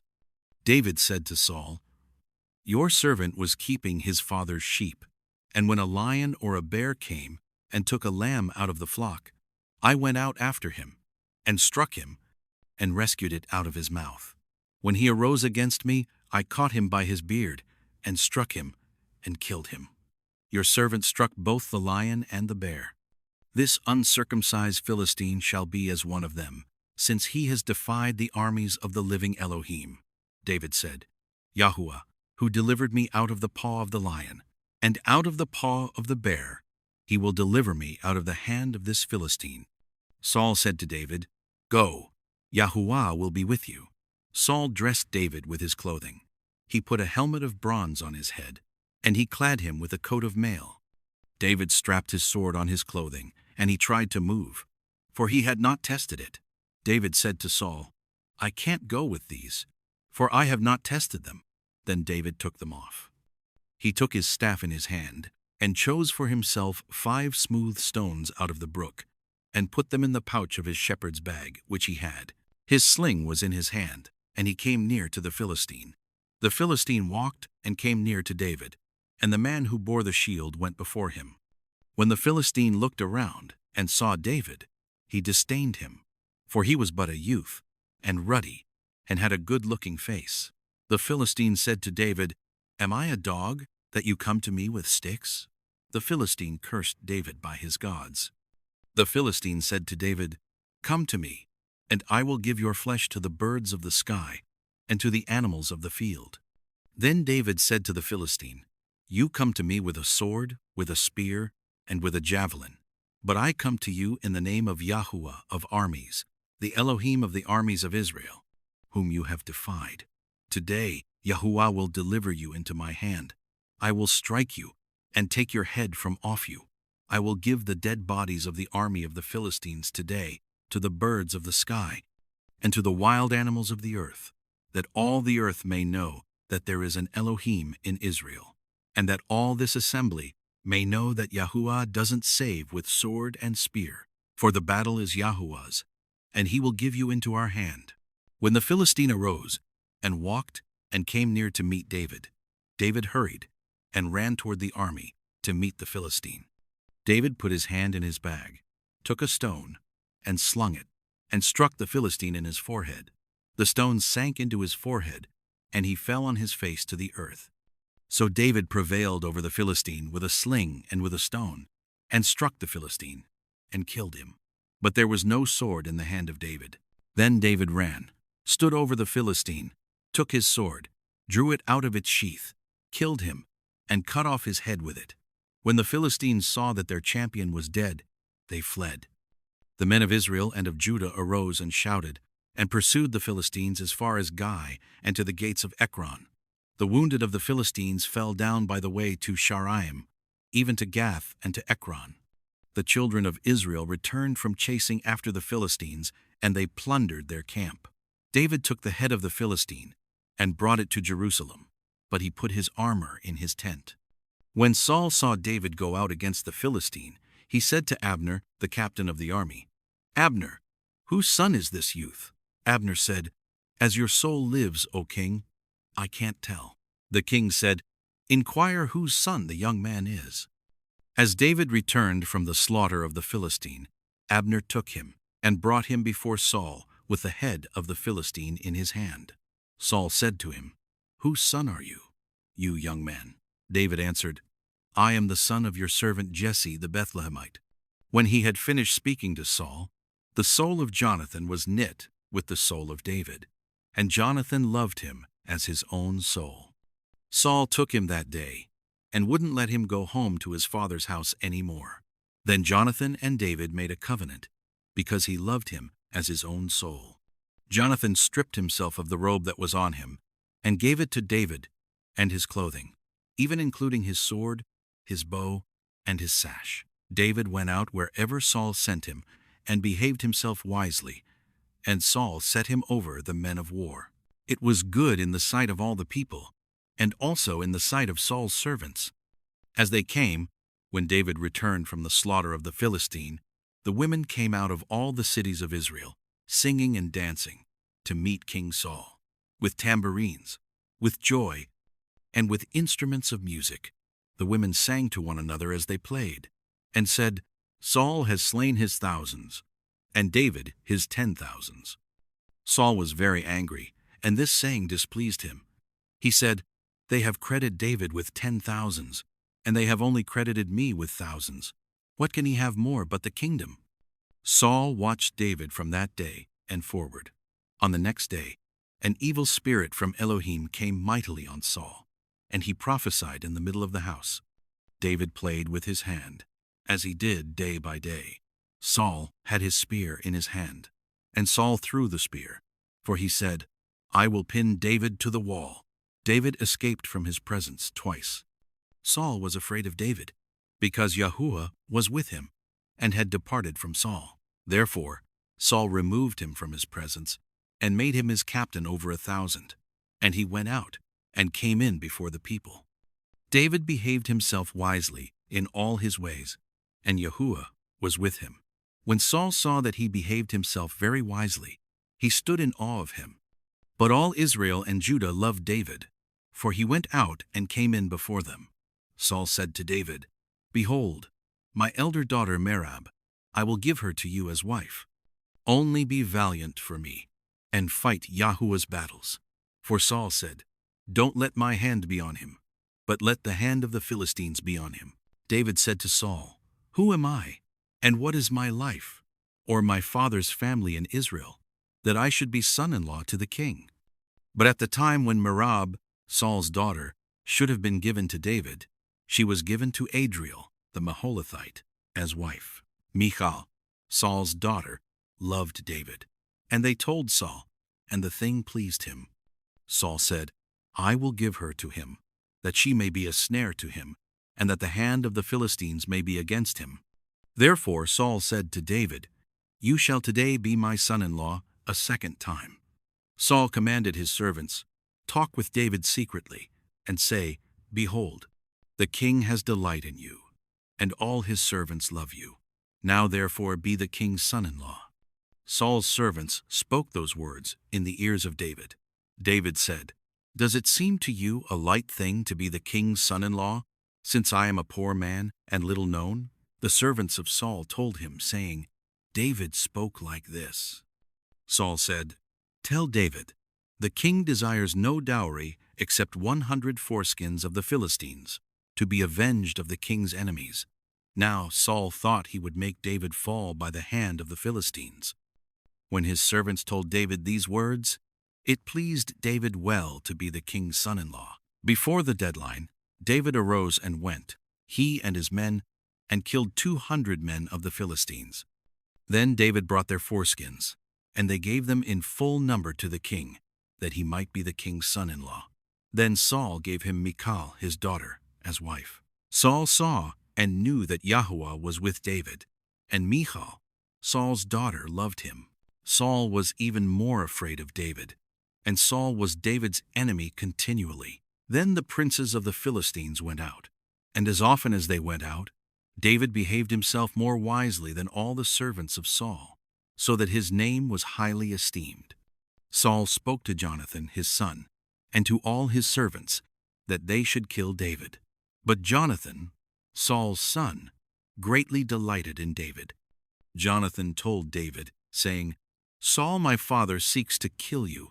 Now therefore, please take care of yourself in the morning, and live in a secret place, and hide yourself. I will go out and stand beside my father in the field where you are, and I will talk with my father about you, and if I see anything, I will tell you. Jonathan spoke good of David to Saul his father, and said to him, Don't let the king sin against his servant, against David, because he has not sinned against you, and because his works have been very good toward you, for he put his life in his hand, and struck the Philistine, and Yahuah worked a great victory for all Israel. You saw it, and rejoiced. Why then will you sin against innocent blood, to kill David without a cause? Saul listened to the voice of Jonathan, and Saul swore, As Yahuah lives, he shall not be put to death. Jonathan called David, and Jonathan showed him all those things. Then Jonathan brought David to Saul, and he was in his presence, as before. There was war again. David went out, and fought with the Philistines, and killed them with a great slaughter, and they fled before him. An evil spirit from Yahuah was on Saul, as he sat in his house with his spear in his hand, and David was playing with his hand. Saul sought to pin David to the wall with the spear, but he slipped away out of Saul's presence, and he stuck the spear into the wall. David fled, and escaped that night. Saul sent messengers to David's house, to watch him, and to kill him in the morning. Michal, David's wife, told him, saying, If you don't save your life tonight, tomorrow you will be killed. So Michal let David down through the window. He went away, fled, and escaped. Michal took the teraphim, and laid it in the bed, and put a pillow of goat's hair at its head, and covered it with clothes. When Saul sent messengers to take David, she said, He is sick. Saul sent the messengers to see David, saying, Bring him up to me in the bed, that I may kill him. When the messengers came in, behold, the teraphim was in the bed, with the pillow of goat's hair at its head. Saul said to Michal, Why have you deceived me like this, and let my enemy go, so that he has escaped? Michal answered Saul, He said to me, Let me go. Why should I kill you? Now David fled and escaped, and came to Samuel at Ramah, and told him all that Saul had done to him. He and Samuel went and lived in Naioth. Saul was told, saying, Behold, David is at Naioth in Ramah. Saul sent messengers to seize David, And when they saw the company of the prophets prophesying, and Samuel standing as head over them, the Spirit of Yahuah came on Saul's messengers, and they also prophesied. When Saul was told, he sent other messengers, and they also prophesied. Saul sent messengers again the third time, and they also prophesied. Then he also went to Ramah, and came to the great well that is in Secu. And he asked, Where are Samuel and David? One said, Behold, they are at Naioth in Ramah. He went there to Naioth in Ramah. Then the Spirit of Yahuah came on him also, and he went on and prophesied until he came to Naioth in Ramah. He also stripped off his clothes, and he also prophesied before Samuel, and lay down naked all that day and all that night. Therefore they say, Is Saul also among the prophets? David fled from Naioth in Ramah, and came and said before Jonathan, What have I done? What is my iniquity? What is my sin before your father, that he seeks my life? He said to him, Far from it, you will not die. Behold, my father does nothing either great or small, but that he discloses it to me. Why would my father hide this thing from me? It is not so. David swore moreover, and said, Your father knows well that I have found favor in your eyes. And he says, Don't let Jonathan know this, lest he be grieved. But truly as Yahuah lives, and as your soul lives, there is but a step between me and death. Then Jonathan said to David, Whatever your soul desires, I will even do it for you. David said to Jonathan, Behold, tomorrow is the new moon, and I should not fail to dine with the king. But let me go, that I may hide myself in the field, to the third day at evening. If your father misses me at all, then say, David earnestly asked leave of me, that he might run to Bethlehem his city, for it is the yearly sacrifice there for all the family. If he says, It is well, your servant shall have peace. But if he is angry, then know that evil is determined by him. Therefore deal kindly with your servant, for you have brought your servant into a covenant of Yahuah with you. But if there is iniquity in me, kill me yourself. For why should you bring me to your father? Jonathan said, Far be it from you. For if I should at all know that evil were determined by my father to come on you, then wouldn't I tell you that?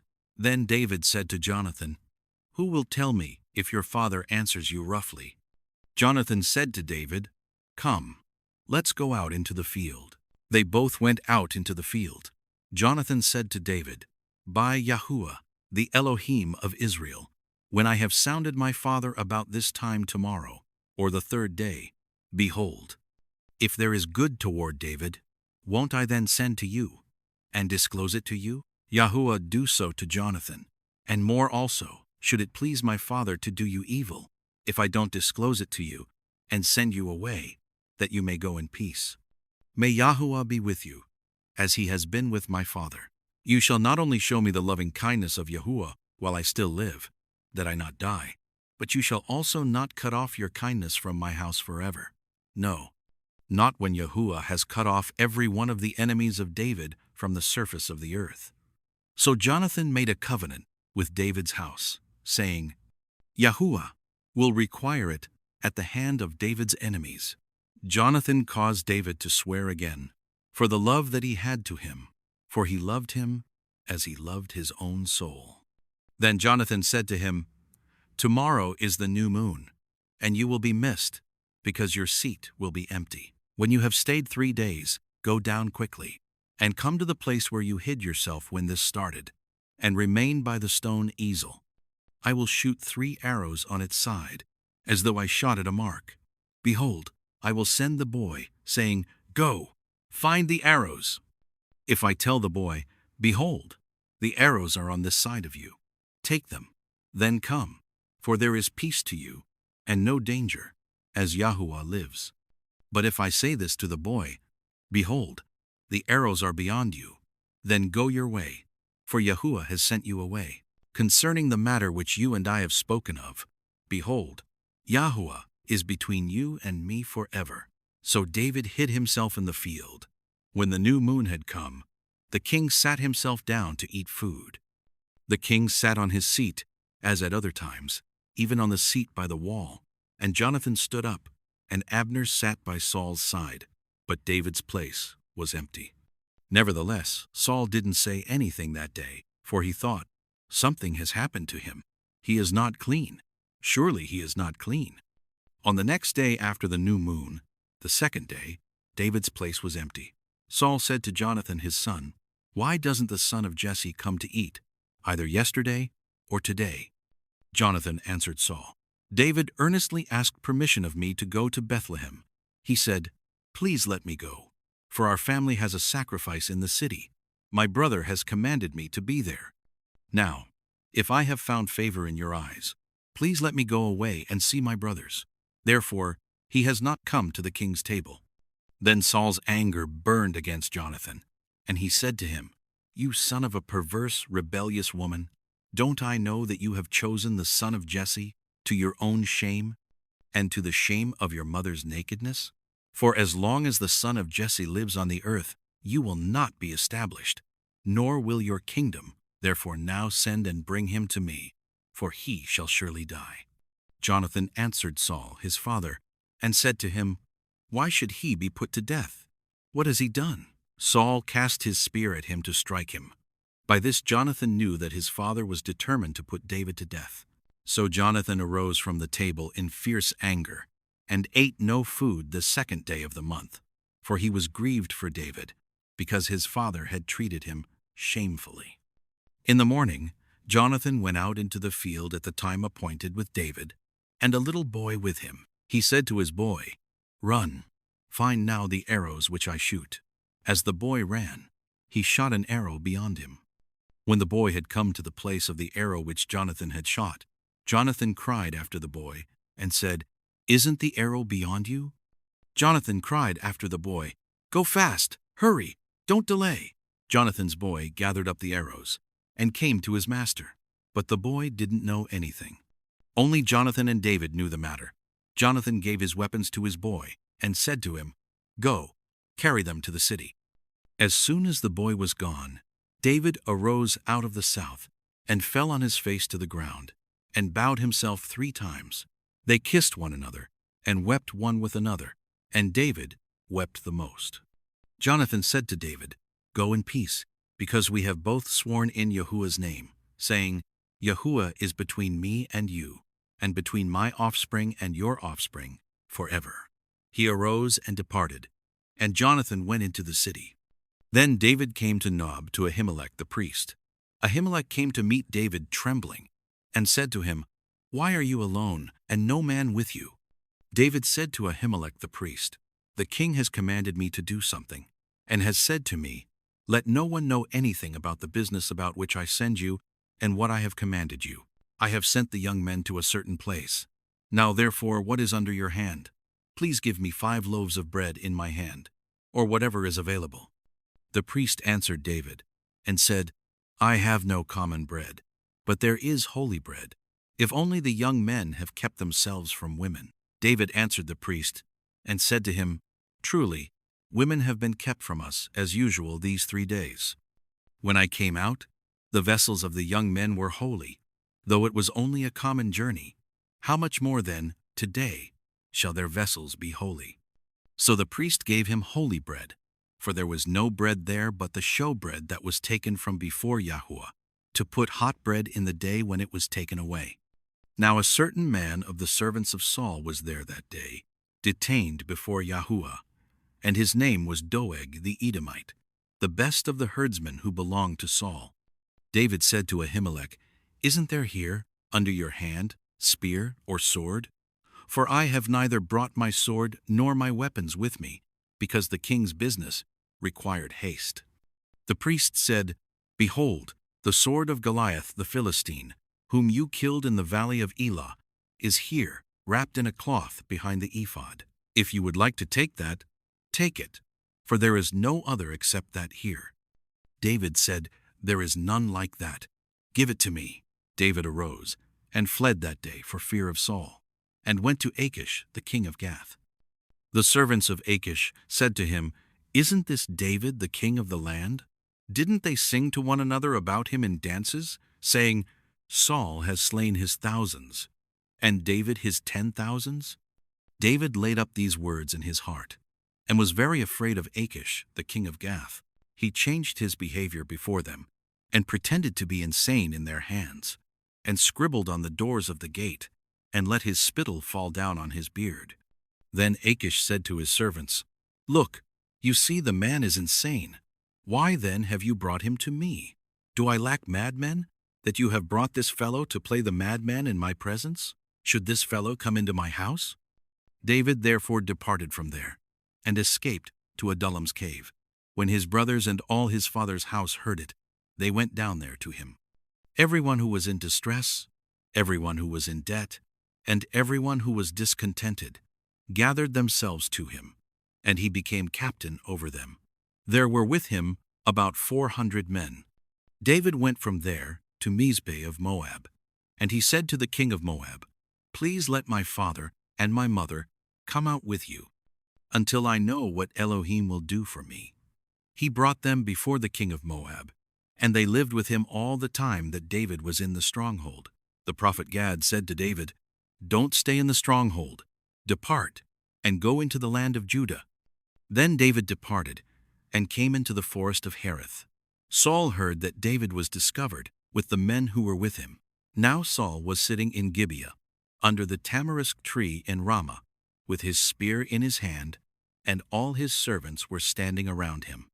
Saul said to his servants who stood around him, "Hear now, you Benjamites. Will the son of Jesse give every one of you fields and vineyards? Will he make you all captains of thousands and captains of hundreds? That all of you have conspired against me, and there is no one who discloses to me when my son makes a treaty with the son of Jesse. And there is none of you who is sorry for me, or discloses to me that my son has stirred up my servant against me, to lie in wait, as it is today?"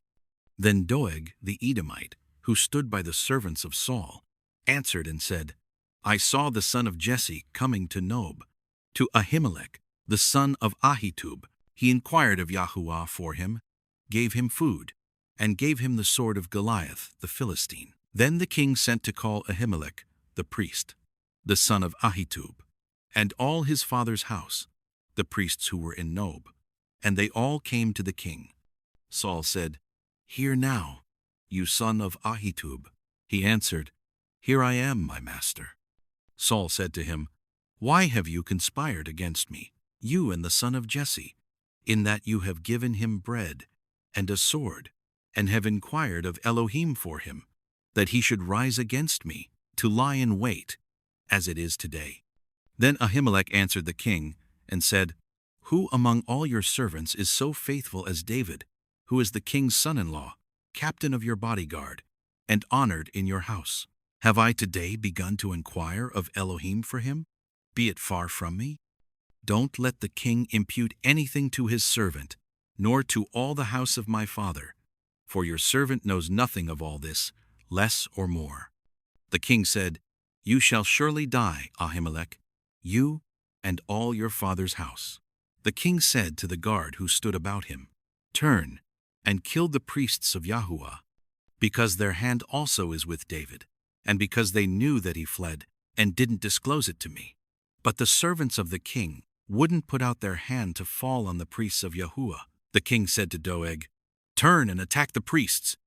Doeg the Edomite turned, and he attacked the priests, and he killed on that day 85 people who wore a linen ephod.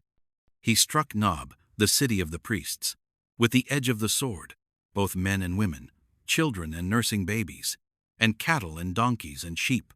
With the edge of the sword, one of the sons of Ahimelech, the son of Ahitub, named Abiathar, escaped and fled after David. Abiathar told David that Saul had slain Yahuah's priests.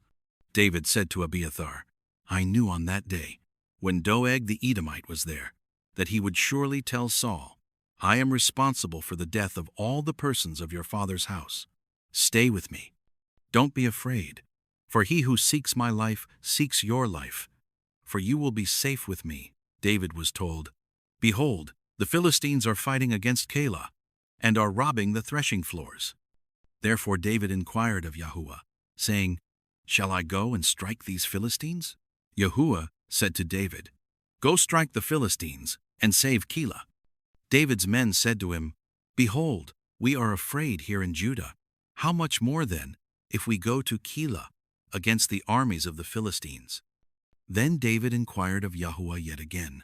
Yahuah answered him, and said, Arise, go down to Keilah, for I will deliver the Philistines into your hand. David and his men went to Keilah, and fought with the Philistines, and brought away their livestock, and killed them with a great slaughter. So David saved the inhabitants of Keilah. When Abiathar, the son of Ahimelech, fled to David to Keilah, he came down with an ephod in his hand. Saul was told that David had come to Keilah. Saul said, Elohim has delivered him into my hand, for he is shut in by entering into a town that has gates and bars. Saul summoned all the people to war, to go down to Keilah, to besiege David and his men. David knew that Saul was devising mischief against him, and he said to Abiathar the priest, Bring the ephod here. Then David said, O Yahuah, the Elohim of Israel, your servant has surely heard that Saul seeks to come to Keilah, to destroy the city for my sake. Will the men of Keilah deliver me up into his hand? Will Saul come down, as your servant has heard? Yahuah, the Elohim of Israel, I beg you, tell your servant. Yahuah said, He will come down. Then David said, Will the men of Keilah deliver me and my men into the hand of Saul? Yahuah said, They will deliver you up. Then David and his men, who were about 600, arose and departed out of Keilah, and went wherever they could go. Saul was told that David was escaped from Keilah, and he gave up going there. David stayed in the wilderness in the strongholds, and remained in the hill country in the wilderness of Ziph. Saul sought him every day, but Elohim didn't deliver him into his hand. David saw that Saul had come out to seek his life. David was in the wilderness of Ziph in the wood. Jonathan, Saul's son, arose, and went to David into the woods, and strengthened his hand in Elohim. He said to him, Don't be afraid, for the hand of Saul my father won't find you, and you will be king over Israel, and I will be next to you. And Saul my father knows that also. They both made a covenant before Yahuah. Then David stayed in the woods, and Jonathan went to his house. Then the Ziphites came up to Saul, to Gibeah, saying, Doesn't David hide himself with us in the strongholds in the woods, in the hill of Hachilah, which is on the south of the desert? Now, therefore, O king, come down, according to all the desire of your soul to come down, and our part will be to deliver him up into the king's hand. Saul said, You are blessed by Yahuah, for you have had compassion on me. Please go make yet more sure, and know and see his place where his haunt is, and who has seen him there, for I have been told that he is very cunning. See therefore, and take knowledge of all the lurking places where he hides himself, and come again to me with certainty, and I will go with you. It shall happen, if he is in the land, that I will search him out among all the thousands of Judah. They arose, and went to Ziph before Saul. But David and his men were in the wilderness of Maon, in the Arabah, on the south of the desert. Saul and his men went to seek him. When David was told, he went down to the rock, and stayed in the wilderness of Maon. When Saul heard that, he pursued David in the wilderness of Maon. Saul went on this side of the mountain, and David and his men on that side of the mountain. And David hurried to get away for fear of Saul, for Saul and his men surrounded David and his men to take them. But a messenger came to Saul, saying, Hurry and come, for the Philistines have made a raid on the land. So Saul returned from pursuing David, and went against the Philistines. Therefore they called that place Selah Hamahelikoth. David went up from there, and lived in the strongholds of En-gedi. When Saul had returned from following the Philistines, he was told, Behold, David is in the wilderness of En-gedi. Then Saul took 3,000 chosen men out of all Israel, and went to seek David and his men on the rocks of the wild goats. He came to the sheep pens by the way, where there was a cave, and Saul went in to relieve himself. Now David and his men were staying in the innermost parts of the cave. David's men said to him, Behold, the day of which Yahuah said to you, Behold, I will deliver your enemy into your hand, and you shall do to him as it shall seem good to you. Then David arose, and cut off the skirt of Saul's robe, secretly. Afterward, David's heart struck him, because he had cut off Saul's skirt. He said to his men, "Yahuah forbid that I should do this thing to my master, Yahuah's anointed, to stretch out my hand against him, since he is Yahuah's anointed." So David checked his men with these words, and didn't allow them to rise against Saul. Saul rose up out of the cave and went on his way. David also arose afterward, and went out of the cave, and cried after Saul, saying, "My master, the king." When Saul looked behind him, David bowed with his face to the earth, and showed respect. David said to Saul, "Why do you listen to men's words, saying, 'Behold, David seeks to harm you'?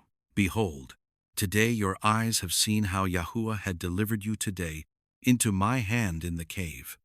Some urged me to kill you, but I spared you. And I said, I will not stretch out my hand against my master, for he is Yahuah's anointed. Moreover, my father, behold, yes, see the skirt of your robe in my hand, for in that I cut off the skirt of your robe and didn't kill you. Know and see that there is neither evil nor disobedience in my hand, and I have not sinned against you, though you hunt for my life to take it.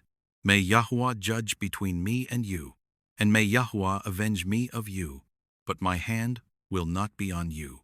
As the proverb of the ancients says, out of the wicked comes wickedness, but my hand will not be on you. Against whom has the king of Israel come out? Whom do you pursue? A dead dog? A flea? May Yahuah therefore be judge, and give sentence between me and you, and see, and plead my cause, and deliver me out of your hand." It came to pass, when David had finished speaking these words to Saul, that Saul said, "Is that your voice, my son David?" Saul lifted up his voice and wept. He said to David, "You are more righteous than I, for you have done good to me, whereas I have done evil to you. You have declared today how you have dealt well with me, because when Yahuah had delivered me up into your hand, you didn't kill me. For if a man finds his enemy, will he let him go away unharmed? Therefore may Yahuah reward you good for that which you have done to me today. Now, behold, I know that you will surely be king, and that the kingdom of Israel will be established in your hand. Swear now therefore to me by Yahuah, that you will not cut off my offspring after me, and that you will not destroy my name out of my father's house." David swore to Saul. Saul went home, but David and his men went up to the stronghold. Samuel died, and all Israel gathered themselves together, and mourned for him, and buried him at his house at Ramah. Then David arose, and went down to the wilderness of Paran. There was a man in Maon, whose possessions were in Carmel, and the man was very great. He had 3,000 sheep, and 1,000 goats, and he was shearing his sheep in Carmel. Now the name of the man was Nabal, and the name of his wife Abigail. This woman was intelligent, and had a beautiful face, but the man was surly and evil in his doings. He was of the house of Caleb.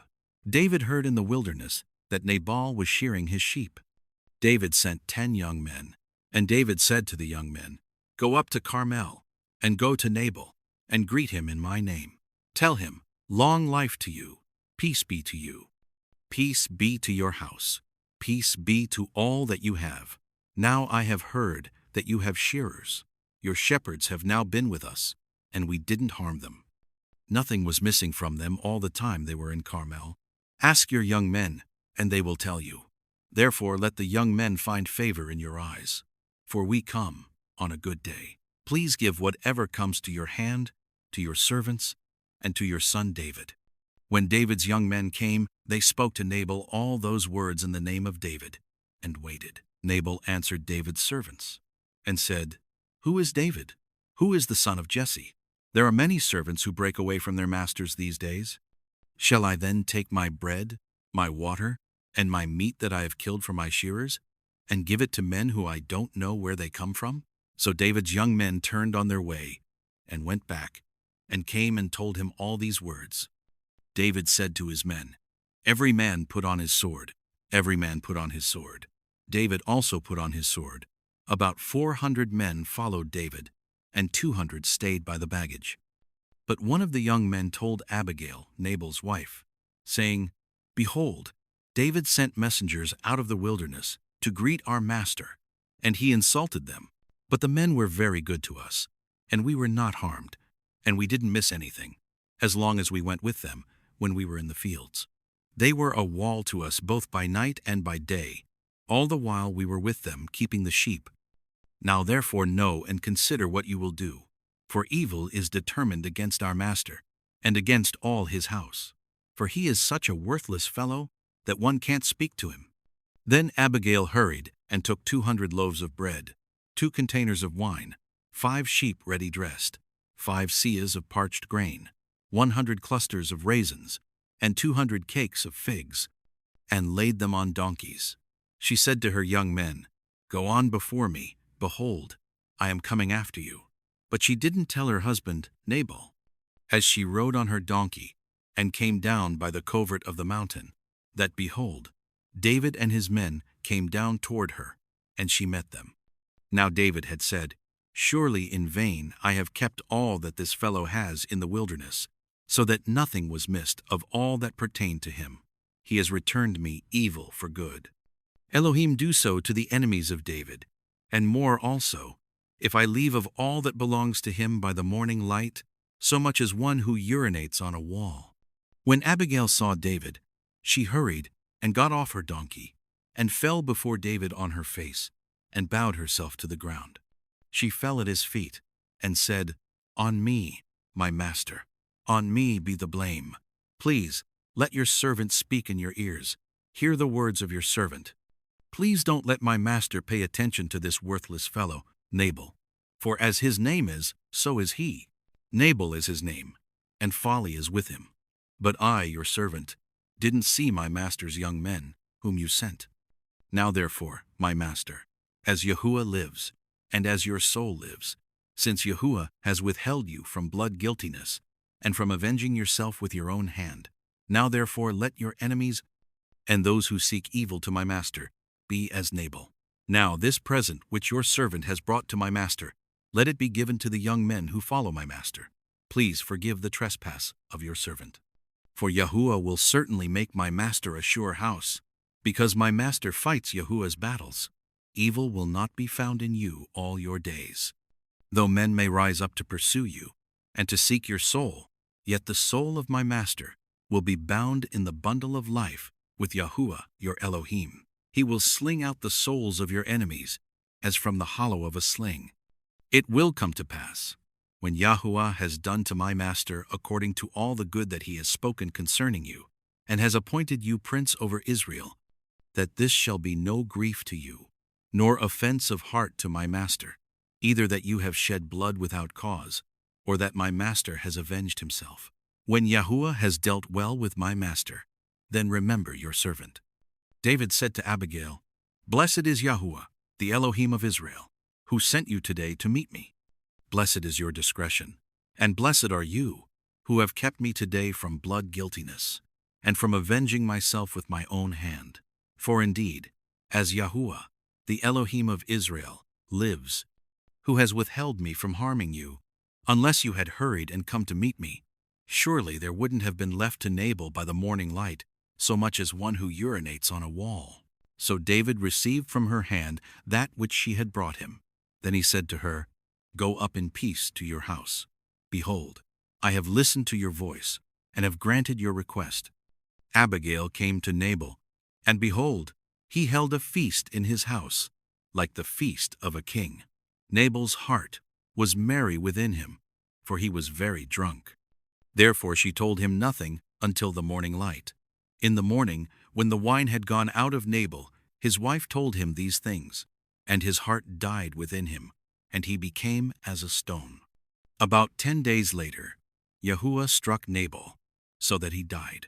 When David heard that Nabal was dead, he said, "Blessed is Yahuah, who has pleaded the cause of my reproach from the hand of Nabal, and has kept back his servant from evil.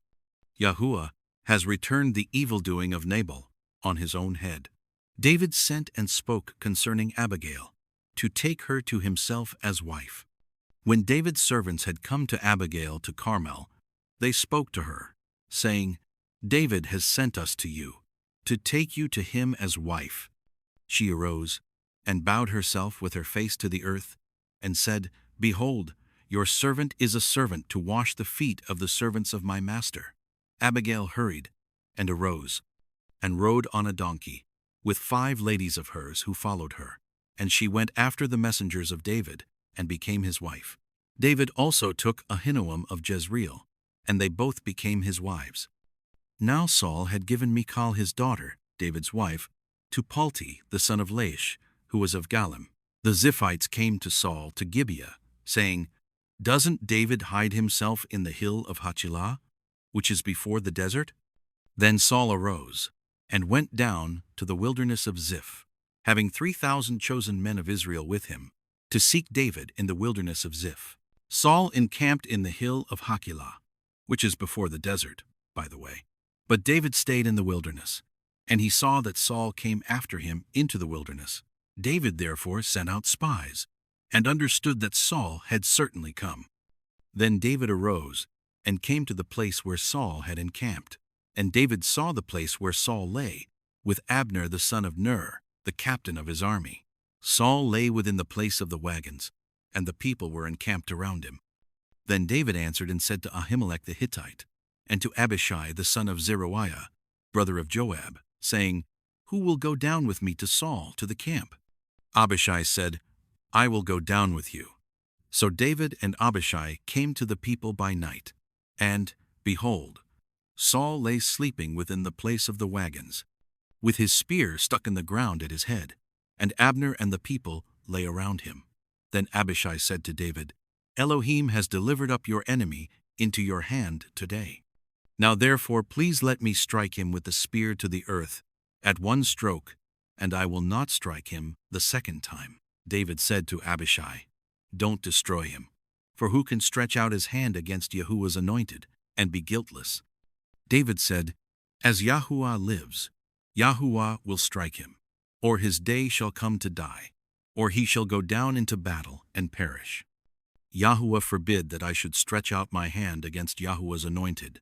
But now please take the spear that is at his head, and the jar of water, and let's go. So David took the spear and the jar of water from Saul's head, and they went away.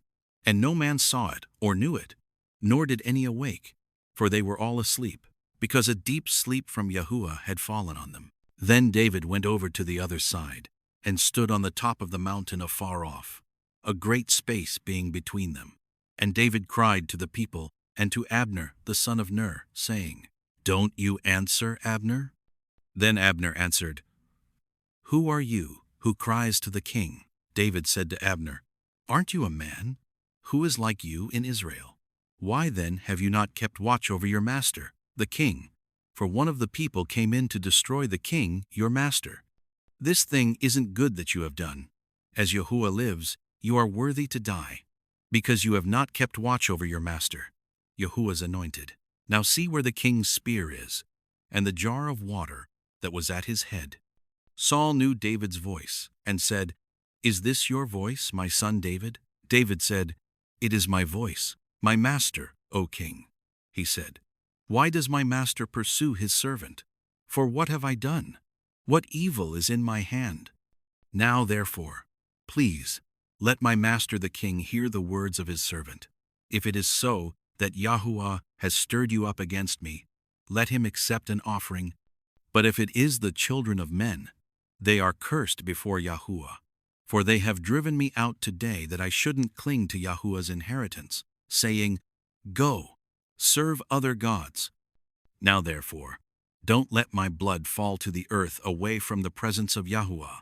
For the king of Israel has come out to seek a flea, as when one hunts a partridge in the mountains. Then Saul said, I have sinned. Return, my son David, for I will no more do you harm, because my life was precious in your eyes today. Behold, I have played the fool, and have erred exceedingly. David answered, Behold, the spear, O king. Then let one of the young men come over and get it. Yahuwah will render to every man his righteousness and his faithfulness, because Yahuwah delivered you into my hand today, and I wouldn't stretch out my hand against Yahuwah's anointed.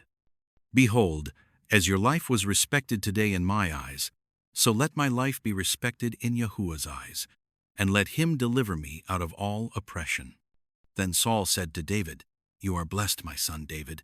You will both do mightily, and will surely prevail." So David went his way, and Saul returned to his place. David said in his heart, "I will now perish one day by the hand of Saul.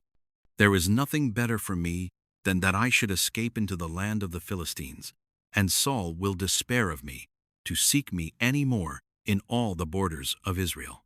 So shall I escape out of his hand." David arose and passed over, he and the 600 men who were with him, to Achish the son of Mauch, king of Gath.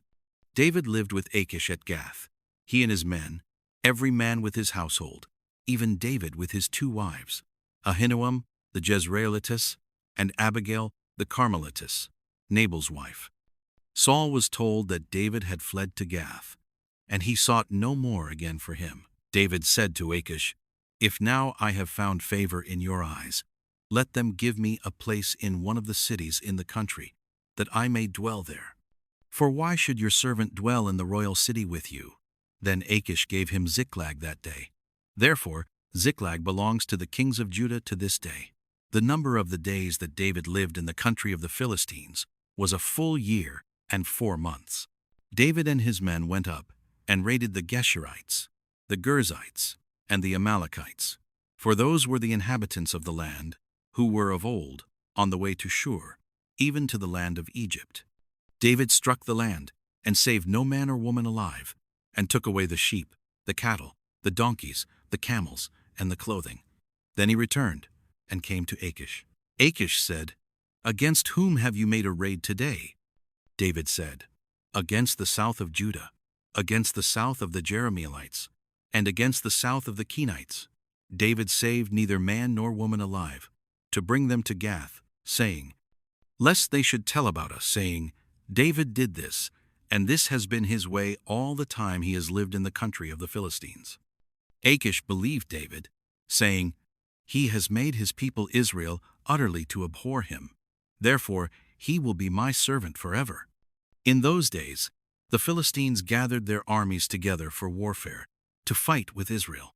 Achish said to David, "Know assuredly that you will go out with me in the army, you and your men." David said to Achish, "Therefore you will know what your servant can do." Achish said to David, "Therefore I will make you my bodyguard forever." Now Samuel was dead, and all Israel had mourned for him, and buried him in Ramah, even in his own city. Saul had sent away those who had familiar spirits and the wizards out of the land. The Philistines gathered themselves together, and came and encamped in Shunem, and Saul gathered all Israel together, and they encamped in Gilboa. When Saul saw the army of the Philistines, he was afraid, and his heart trembled greatly. When Saul inquired of Yahuah, Yahuah didn't answer him by dreams, by Urim, or by prophets. Then Saul said to his servants, "Seek for me a woman who has a familiar spirit, that I may go to her and inquire of her."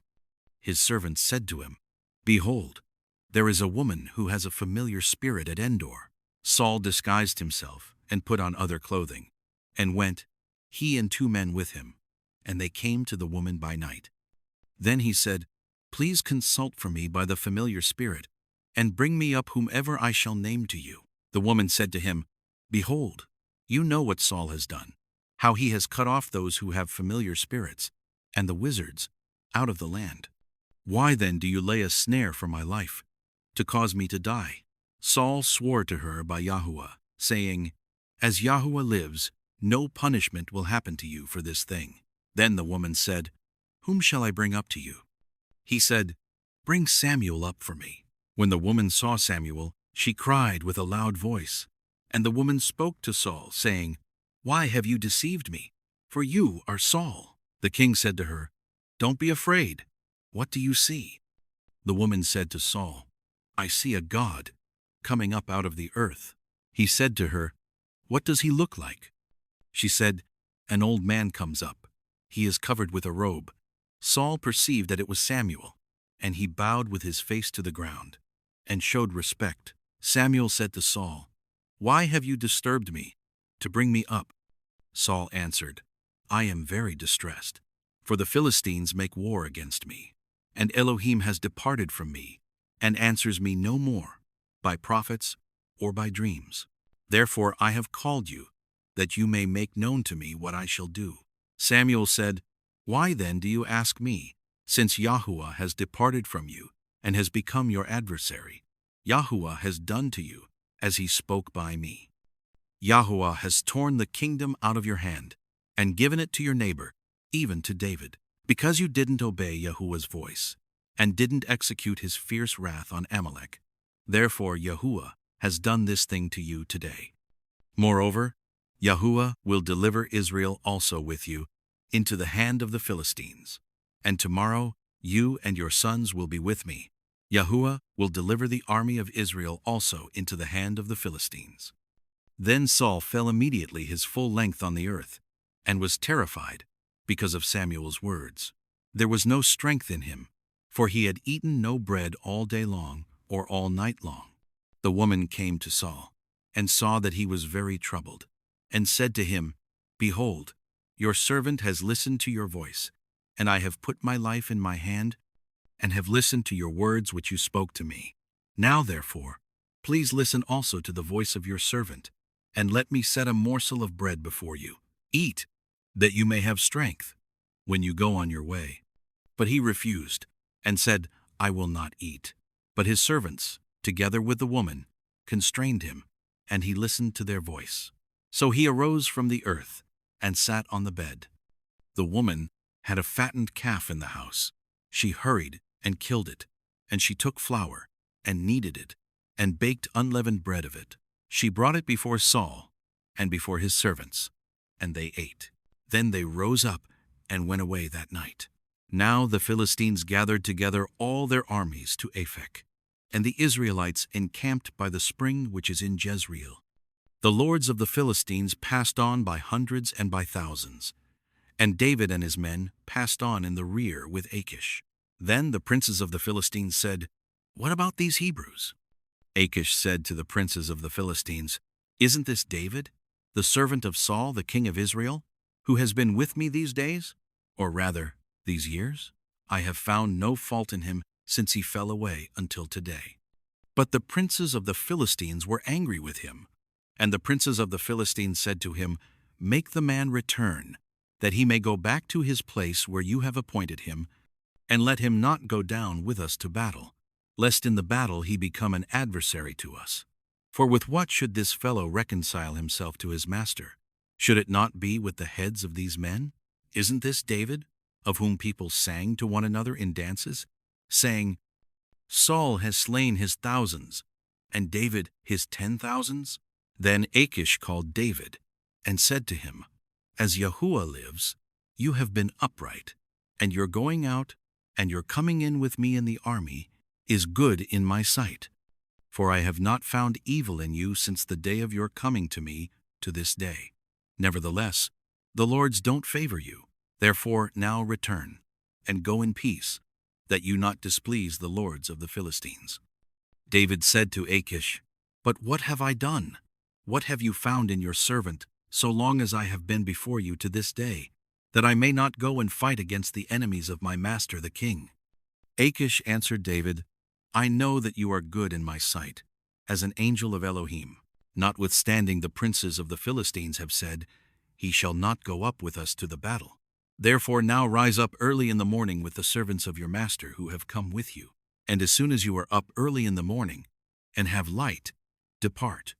So David rose up early, he and his men, to depart in the morning, to return into the land of the Philistines. And the Philistines went up to Jezreel. When David and his men had come to Ziklag on the third day, the Amalekites had made a raid on the south, and on Ziklag, and had struck Ziklag, and burned it with fire, and had taken captive the women and all who were in it, both small and great. They didn't kill any, but carried them off, and went their way. When David and his men came to the city, behold, it was burned with fire, and their wives, their sons, and their daughters were taken captive. Then David and the people who were with him lifted up their voice and wept until they had no more power to weep. David's 2 wives were taken captive, Ahinoam the Jezreelitess, and Abigail the wife of Nabal the Carmelite. David was greatly distressed, for the people spoke of stoning him, because the souls of all the people were grieved, every man for his sons and for his daughters. But David strengthened himself in Yahuah his Elohim. David said to Abiathar the priest, the son of Ahimelech, "Please bring the ephod here to me." Abiathar brought the ephod to David. David inquired of Yahuah, saying, "If I pursue after this troop, will I overtake them?" He answered him, "Pursue, for you will surely overtake them, and will without fail recover all." So David went, he and the 600 men who were with him, and came to the brook Besor, where those who were left behind stayed. But David pursued, he and 400 men, for 200 stayed behind, who were so faint that they couldn't go over the brook Besor. They found an Egyptian in the field, and brought him to David, and gave him bread, and he ate, and they gave him water to drink. They gave him a piece of a cake of figs, and 2 clusters of raisins. When he had eaten, his spirit came again to him, for he had eaten no bread and drank no water for 3 days and 3 nights. David asked him, "To whom do you belong? Where are you from?"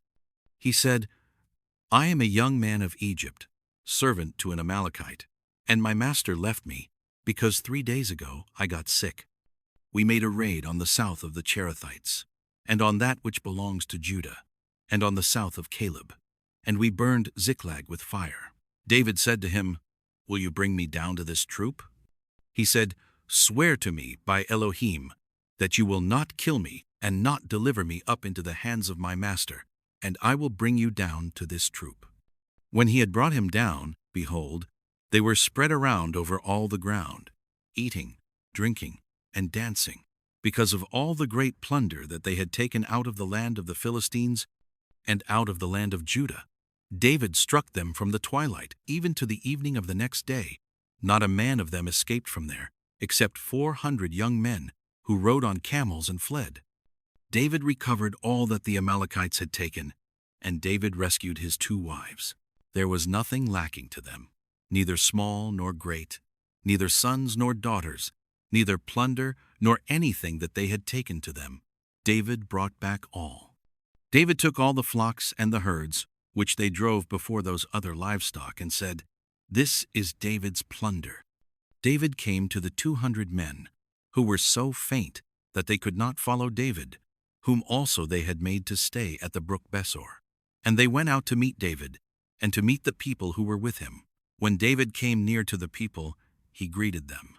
Then all the wicked men and worthless fellows of those who went with David answered and said, "Because they didn't go with us, we will not give them anything of the plunder that we have recovered, except to every man his wife and his children, that he may lead them away and depart." Then David said, "Do not do so, my brothers, with that which Yahuah has given to us, who has preserved us, and delivered the troop that came against us into our hand. Who will listen to you in this matter? For as his share is who goes down to the battle, so shall his share be who stays with the baggage. They shall share alike." It was so from that day forward that he made it a statute and an ordinance for Israel to this day. When David came to Ziklag, he sent some of the plunder to the elders of Judah, even to his friends, saying, "Behold, a present for you from the plunder of Yahuah's enemies." He sent it to those who were in Bethel, to those who were in Ramoth of the south, to those who were in Jatir, to those who were in Aroer, to those who were in Siphmoth, to those who were in Eshtemoa, to those who were in Rachal, to those who were in the cities of the Jerahmeelites, to those who were in the cities of the Kenites, to those who were in Hormah, to those who were in Borashan, to those who were in Athach, to those who were in Hebron, and to all the places where David himself and his men used to stay. Now the Philistines fought against Israel, and the men of Israel fled from before the Philistines, and fell down slain on Mount Gilboa. The Philistines overtook Saul and on his sons, and the Philistines killed Jonathan, Abinadab, and Malchishua, the sons of Saul. The battle went hard against Saul, and the archers overtook him, and he was greatly distressed by reason of the archers. Then Saul said to his armor-bearer, "Draw your sword, and thrust me through with it, lest these uncircumcised come and thrust me through, and abuse me." But his armor-bearer would not, for he was terrified. Therefore Saul took his sword and fell on it. When his armor-bearer saw that Saul was dead, he likewise fell on his sword, and died with him. So Saul died, and his 3 sons, and his armor-bearer, and all his men, that same day together. When the men of Israel who were on the other side of the valley, and those who were beyond the Jordan, saw that the men of Israel fled, and that Saul and his sons were dead, they abandoned the cities and fled. And the Philistines came and lived in them. On the next day, when the Philistines came to strip the slain, they found Saul and his 3 sons fallen on Mount Gilboa. They cut off his head, stripped off his armor, and sent into the land of the Philistines all around, to carry the news to the house of their idols and to the people. They put his armor in the house of the Ashtaroth, and they fastened his body to the wall of Beth-shan. When the inhabitants of Jabesh-Gilead heard what the Philistines had done to Saul, all the valiant men arose, went all night, and took the body of Saul and the bodies of his sons from the wall of Beth-shan. And they came to Jabesh and burned them there. They took their bones and buried them under the tamarisk tree in Jabesh, and fasted 7 days.